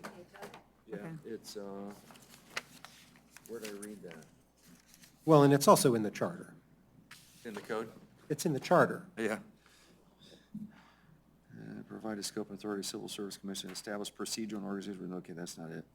Appeals, that's not it. Policy file appeals, okay. City's adopted personnel policy.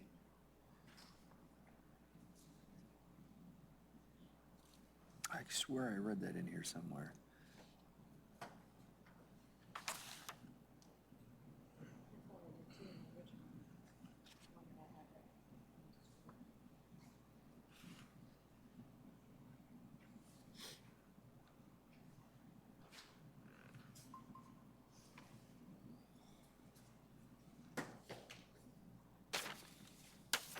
I think it's included in 2-127 sub G4. G4?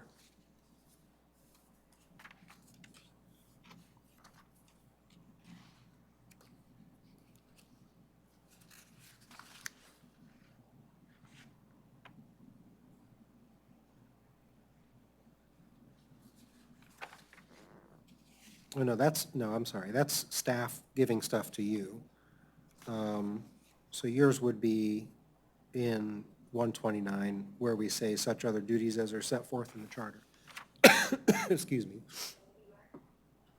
Pardon me? 129. He was. Which section? He needs, you need to add it, correct, Mr. Eschenfelder? I need to, that's part of what I'm adding, yeah. Yes. Needed to add it. That was, plus the thing about that we may submit the annual report. You said those two things, correct, sir? Correct. Yeah, So personnel manual and annual report. those get added to this section.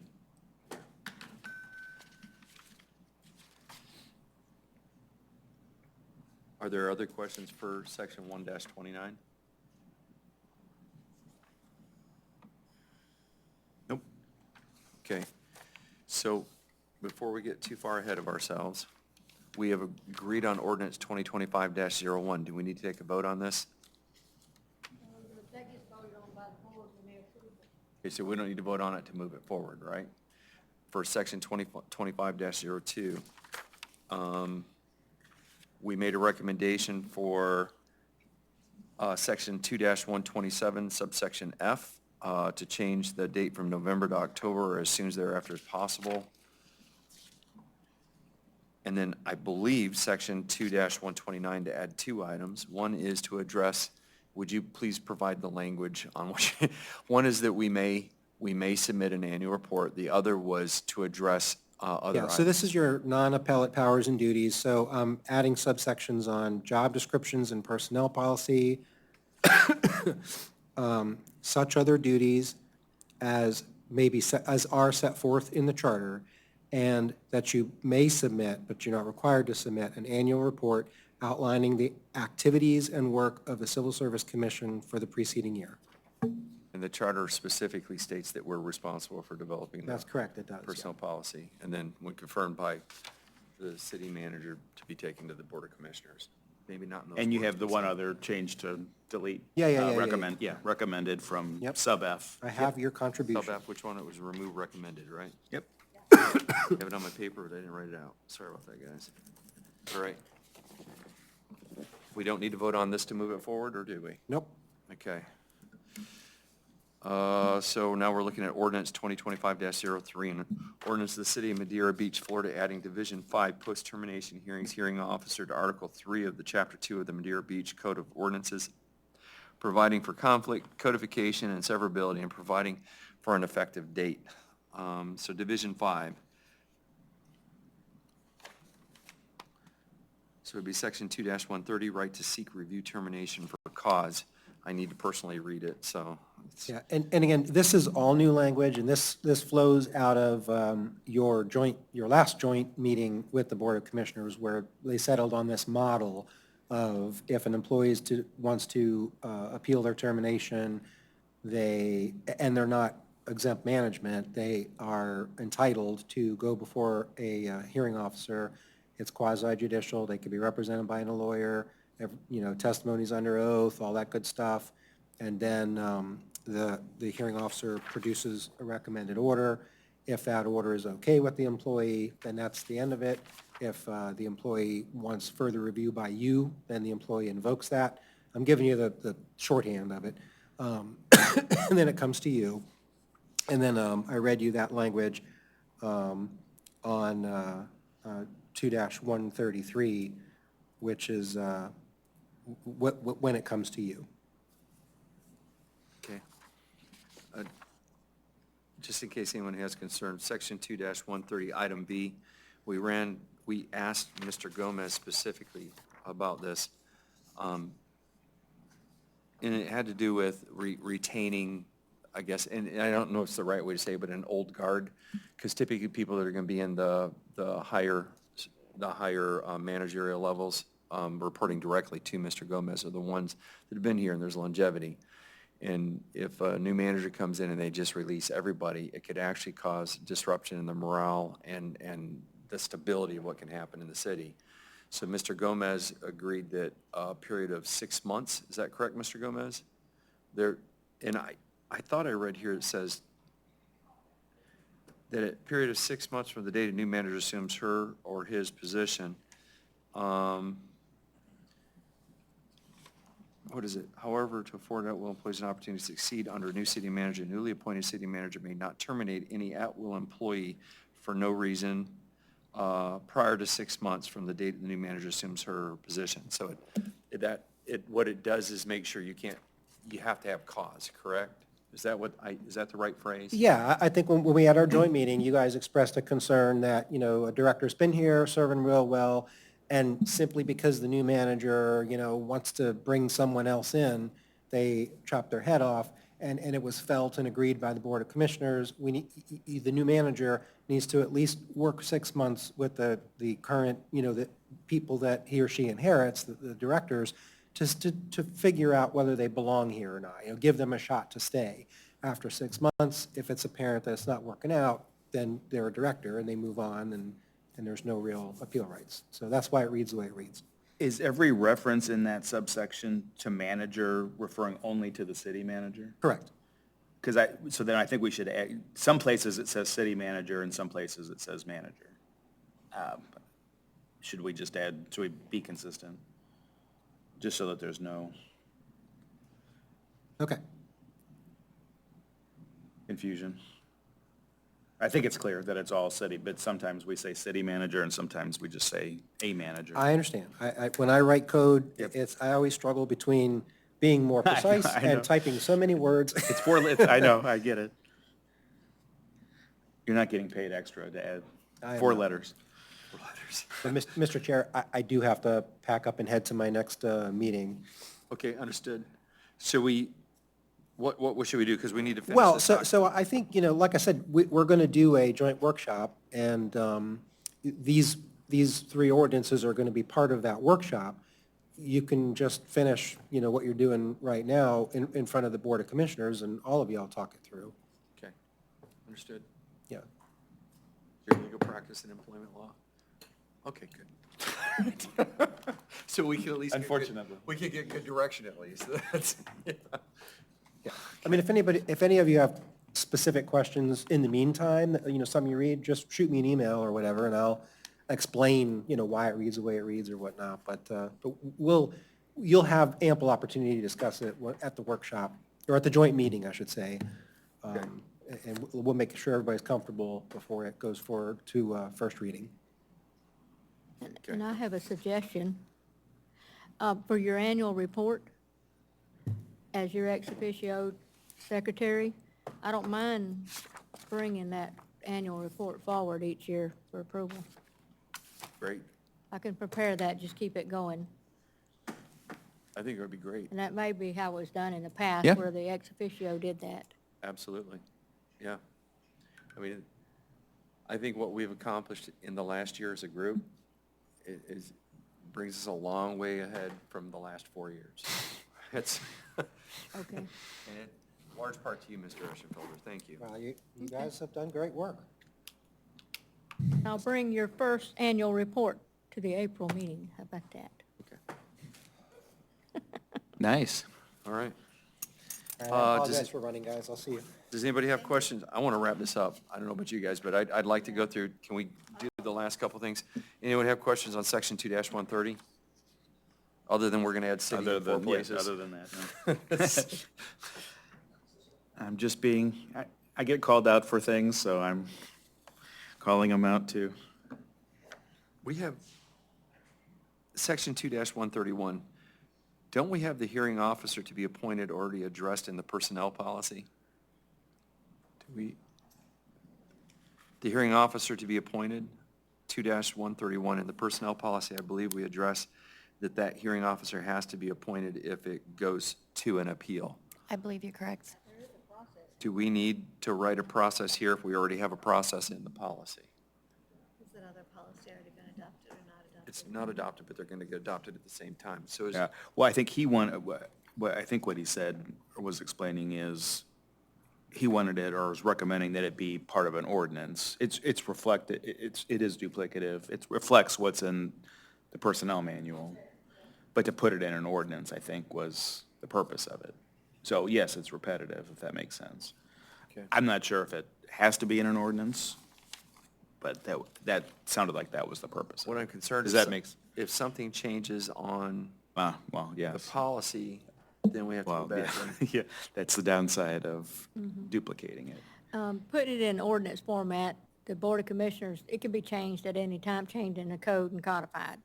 If you have it in your personnel policy and that, then when you go to change your procedure, then you had to go back and adopt your policy to change the procedure in the policy. Which is kind of like what we had to do with 01, right? That's why we did the 01, for the same reason. If there's a way just to cross-reference in the ordinance to, which I think would solve your concern, right? Yeah. Somehow incorporated, that's beyond me knowing for sure what needs to be in an ordinance versus cross-referencing. Would you mind emailing Mr. Eschenfelder to ask if we could cross-reference the personnel policy for this, or to avoid issues, or do you want me to send an email to Now, him saying, what hey, I've we're curious seen about that? is, where like you're in your personnel policy, for that section, you can refer to the city code. So it always stays current. So if you change the ordinance and the procedure in the code, it's it's referring to it. So I will shoot him an email. Okay. You guys Yeah. okay with that? Yeah, That way you don't have to change both. Will you copy us on that, please? Oh, Thank you, ma'am. Does anybody else have any concerns with 2-131? We're almost done, guys. I'm ready to wrap it up. Okay. You got to go too. 2-132, termination appeals to be heard by hearing officer, scope of review.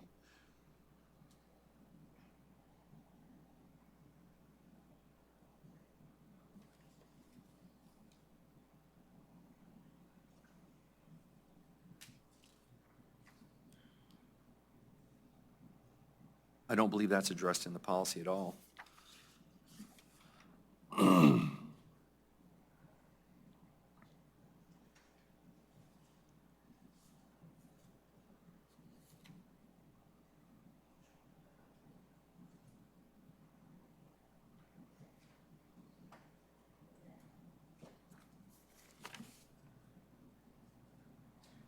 Item D on section 2-132, similar to what we did before.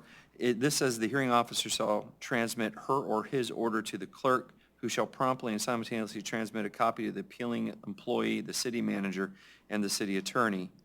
Where possible, such transmittal shall be by email attachment. Can we add "and Board of Commissioners" on here? we can, but it's not fine, but. It's not final till we do it. Right, with the understanding, right. So I guess there's a, we finalize. Well- Otherwise, they're getting duplicate stuff, which is not necessary. I think in that context, it makes sense not to, but I don't have a problem with it. It's just that it'll be intermediate if it's appealed beyond that. I think if we actually send it to them directly, and then when it comes back and we give them something else, they're gonna be like, Could be why? confused, yes, That- so. Do you guys agree with that? If it was mine, I wouldn't include it because it's not final at that point. Once the hearing officer makes a decision, we're allowed to make decisions to modify it, to stick with it, but it has to be on the rules of that quasi-judicial meeting. If there's an appeal, right. If there's yeah. an appeal, and then what we decide is. What Final. we decide is final, what we vote on is final, and that gets sent to it is the employee, right? It gets sent to the employee, the city manager, the attorney. Then it gets sent And the to Board of everybody. Commissioners at that point. The hearing officer, does he have to be any specially qualified individual? Or How do you It's supposed to choose? be a magistrate, is that correct? It's a special magistrate. Yeah. Special meaning like having experience in, They are. We use them for code hearings and things. that is the code enforcement hearing officer qualified So to they do? would not Oh, yeah. necessarily That's be what they specialized do. in employment. Like If- judges. If that's what you're asking, they wouldn't necessarily be Yeah, HR, that's what employment they law. do. They would be I just didn't know general. whether you had to be like The rule of law, right? employee Right, related. right. No. Okay. no, they're totally separate. You want to say that so he hears it? Are these They're good, public like they record do. or are these private because they're personnel issues? The hearings? The order of the hearing officer. That's a good question. I don't know. Yeah, Ms. do you Van Blair? guys know, is it Order of the hearing closed record officer? or a public record? A recommended order or a final order? Oh, it's the a appeal. public, It I would don't be a believe there's an public They exemption. are. Yeah. Soon Yeah, it as would be a they're public made. record. Yep. Yes. And the only thing that would be redacted is if it was like a firefighter or something, and that would be their address and stuff, not like the meat of what it is. Demographic information or Correct. personal identifying Yeah, information. those come to us from the special magistrate. Soon as they get those orders completed, they send it to me and different ones, and then the attorney, and they redact anything that needs to be redacted, but usually there's nothing in there that needs to be redacted. But as far as So yes, they're, the personnel part, they could be. they're public then, for all intents and purposes. So then if a member of the commission was interested in the order, they'd have access to it? Absolutely. And matter of fact, those orders will be, we're already preparing on what orders we have so far for variances and code and all. We're putting them in Laserfish. And when I talk about Laserfish, if you go on our city's website on the top, it'll say Public Record Search, and you'll be able to find, and you can do a browse and go into the folders. That's also where all the civil service meetings are from way back when they first got started. That's where their reports are, and we've got all the old pay plans and all that. We're going to be putting that in there. It's going to be wonderful history, you know, just wonderful history in that. And all their grievances, their transcripts for those, and just good history. I love history. I took history in school. So then maybe it's not necessary to have add the city commission on 2132D, but keep it as an important thing that if it goes to an appeal, that the board isn't in the dark about it, but what do you think?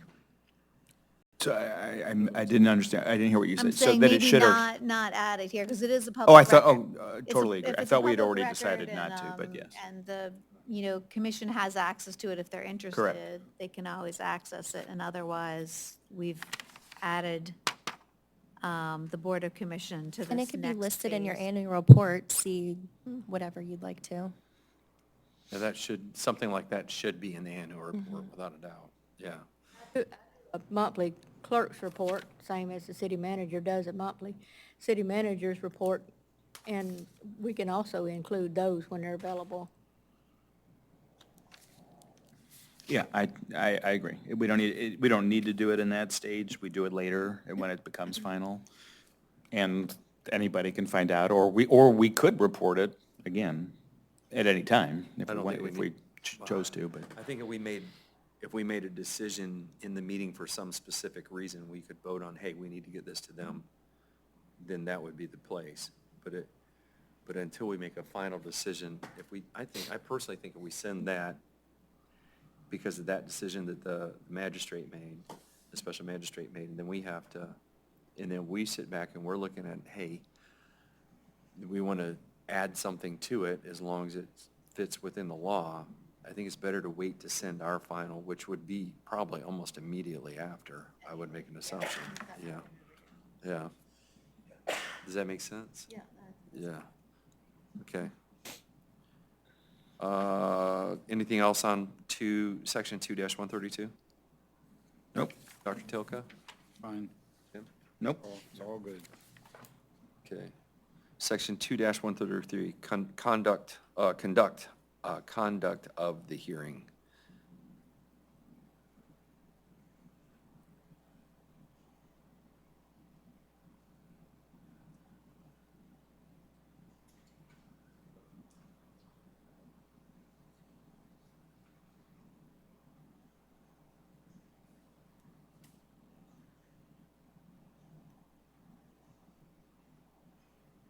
Is there already a hearing officer's procedure manual?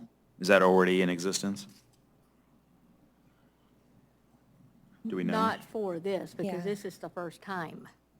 It's the But would first that, is time- there a general one that I'd would have- apply or no? I'd have to look and see if there's one for the code enforcement.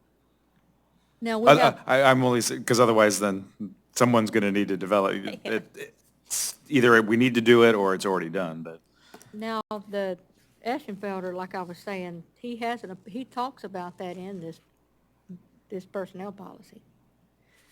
And that's where we were talking about perhaps maybe just referencing the Sure. code. And that way, if you need to change a policy here and there, you don't have to keep changing the Right. personnel No, policy. I totally agree with that, but this seems to reference a completely different document or manual. I was just curious whether that exists or whether someone needs to create that. So you make a note on that? You see what I'm saying? Yeah, I saw, where was that at? I read it, but I don't know where it's at. Sub B, it says, in accordance with the hearing officer's procedure manual. So we need to ask, Promulgated by the city attorney. Right. so where is this? Agreement. Oh, it is a code. Right. It's in our code. I thought it's a code. I'm not asking to do more, I'm just making sure it either exists or someone does. I'm pretty what sure they- it exists and we can kind of, I assume. manipulate it to what you guys want. Yeah. In the city code.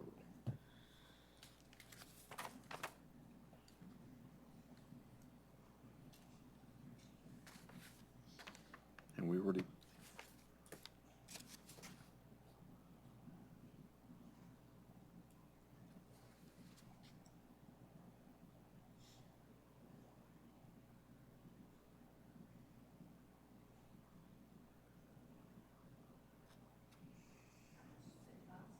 Get a transcript.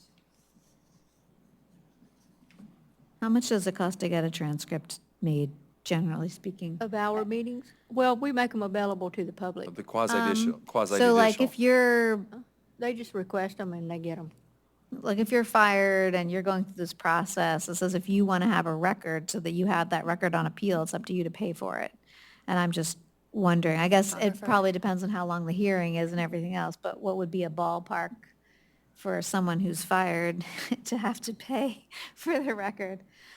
If you're wanting a stenographer, probably like a couple hundred at least. Oh, that, yeah. If they want a special person to come in and do it, yeah, they have to pay for it. They're about $300.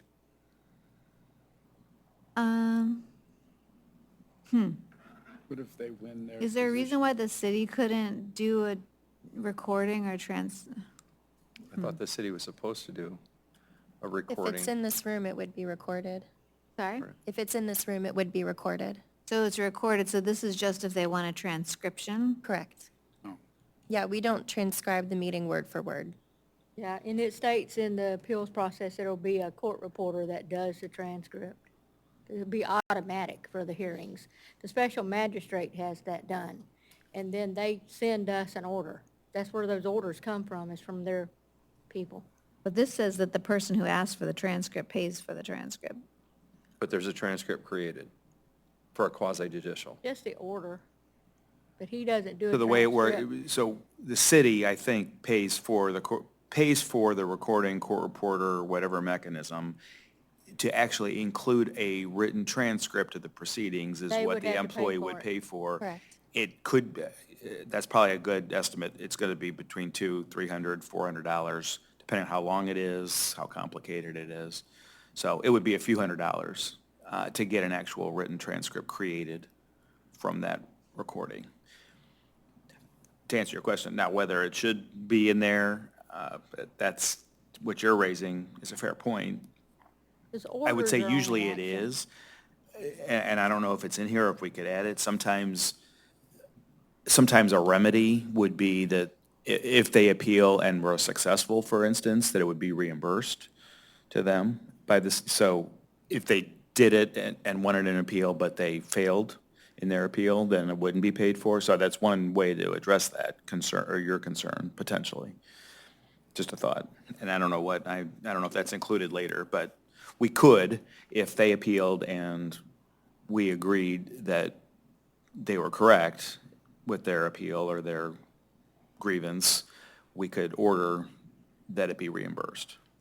For And would instance. it just stop with that, or would it go to their lawyer fees as well? Because they're. Well, that's what I said, there could be a long list of remedies Right. or other, reinstatement, reimbursement for costs, attorney's fees, et cetera. Yeah, I don't know if that's I addressed. see. As Those are common things. the Civil Service Commission, in our order that, I believe it's an order that we provide to the Board of Commissioners, can we make a recommendation that those things are reimbursed to that employee if they're successful in their appeal? So if we agree with the employee on appeal, as part of, remember we said, we're modifying, we can modify or change or reverse the recommended order from the hearing officer, we could put in there, and we want X, Y, and Z to happen, them to be reimbursed, them to be reinstated, their attorney's fees to be covered if that gets expensive and Yes, that's what I was going to complicated. say. It depends on your attorney, too. Right, yeah. right.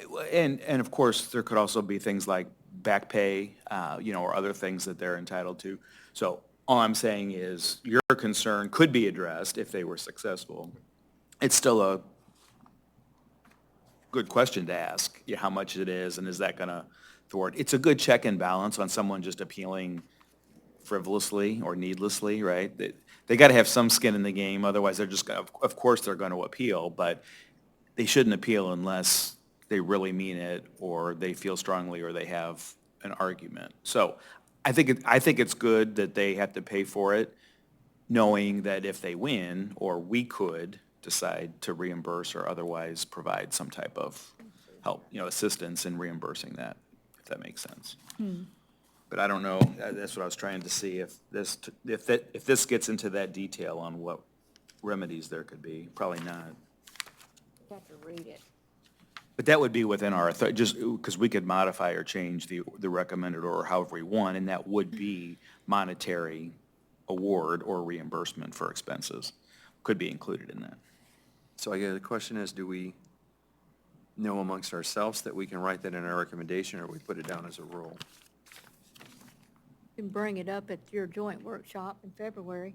I think you have more flexibility if you don't have it as a rule, to be honest. Yeah, I think this gives us enough authority to change and modify the recommended order to include whatever repercussions there are, which, again, Right. is often going to include reinstatement or back pay or some compensation, right?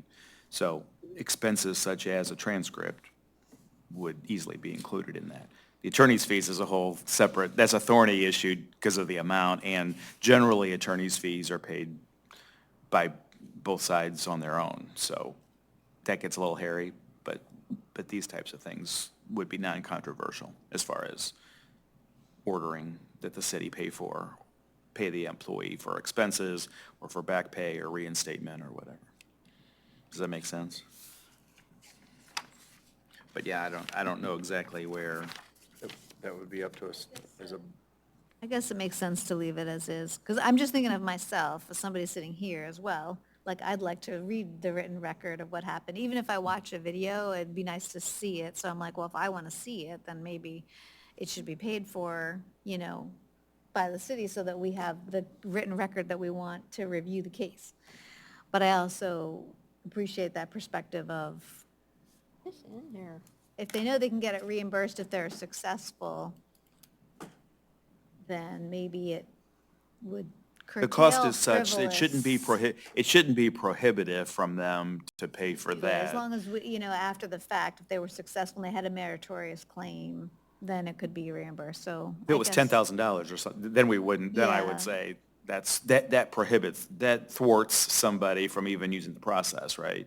But if it's a few $100s, that's a reasonable buy-in, so to speak, for them to take their appeal further. Okay. Because remember, that's after they have a full hearing and get whatever recommended order from the hearing officer. That's to take it to our level. Yeah. That makes sense. Okay, that makes sense. I appreciate that. Thank you.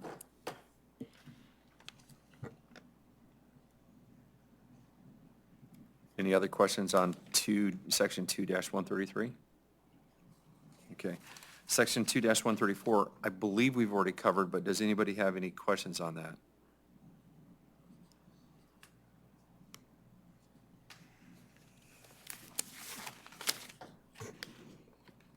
Yeah, it does mention in here about the transcript.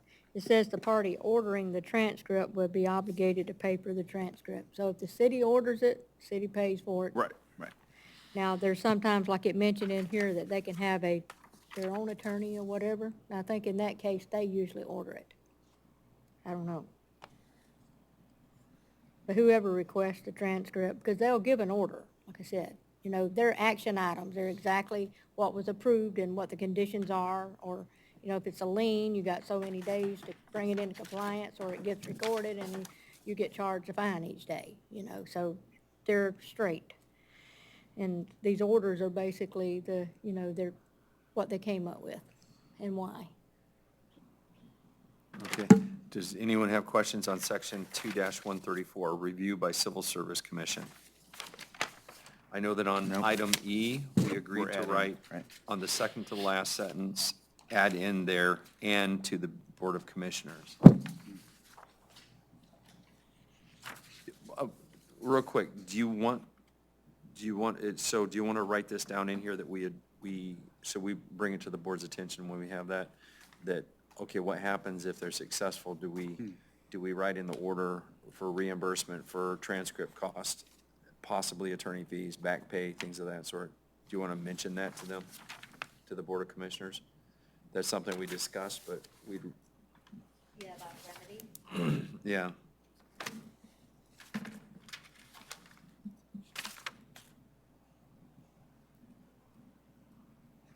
DOC.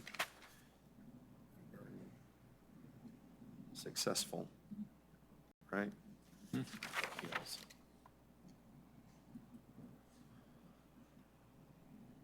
Will the order include transcript fees, legal fees, back pay,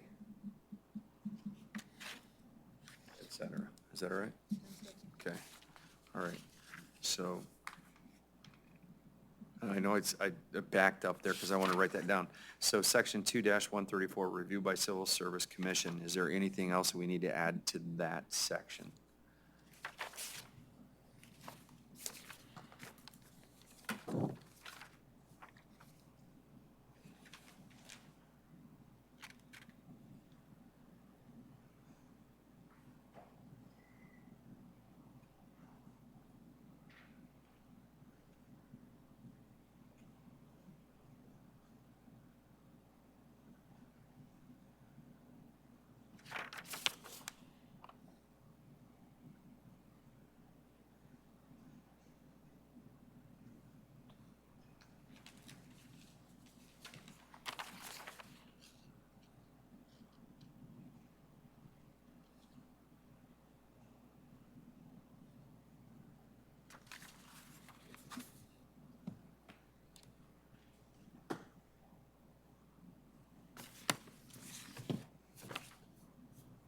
No, I don't have anything further. Dr. Tilka? I just, Okay, and then the final is section 2-135, authority and alternative agreements, which I'm looking at this, I think it's kind of brilliant.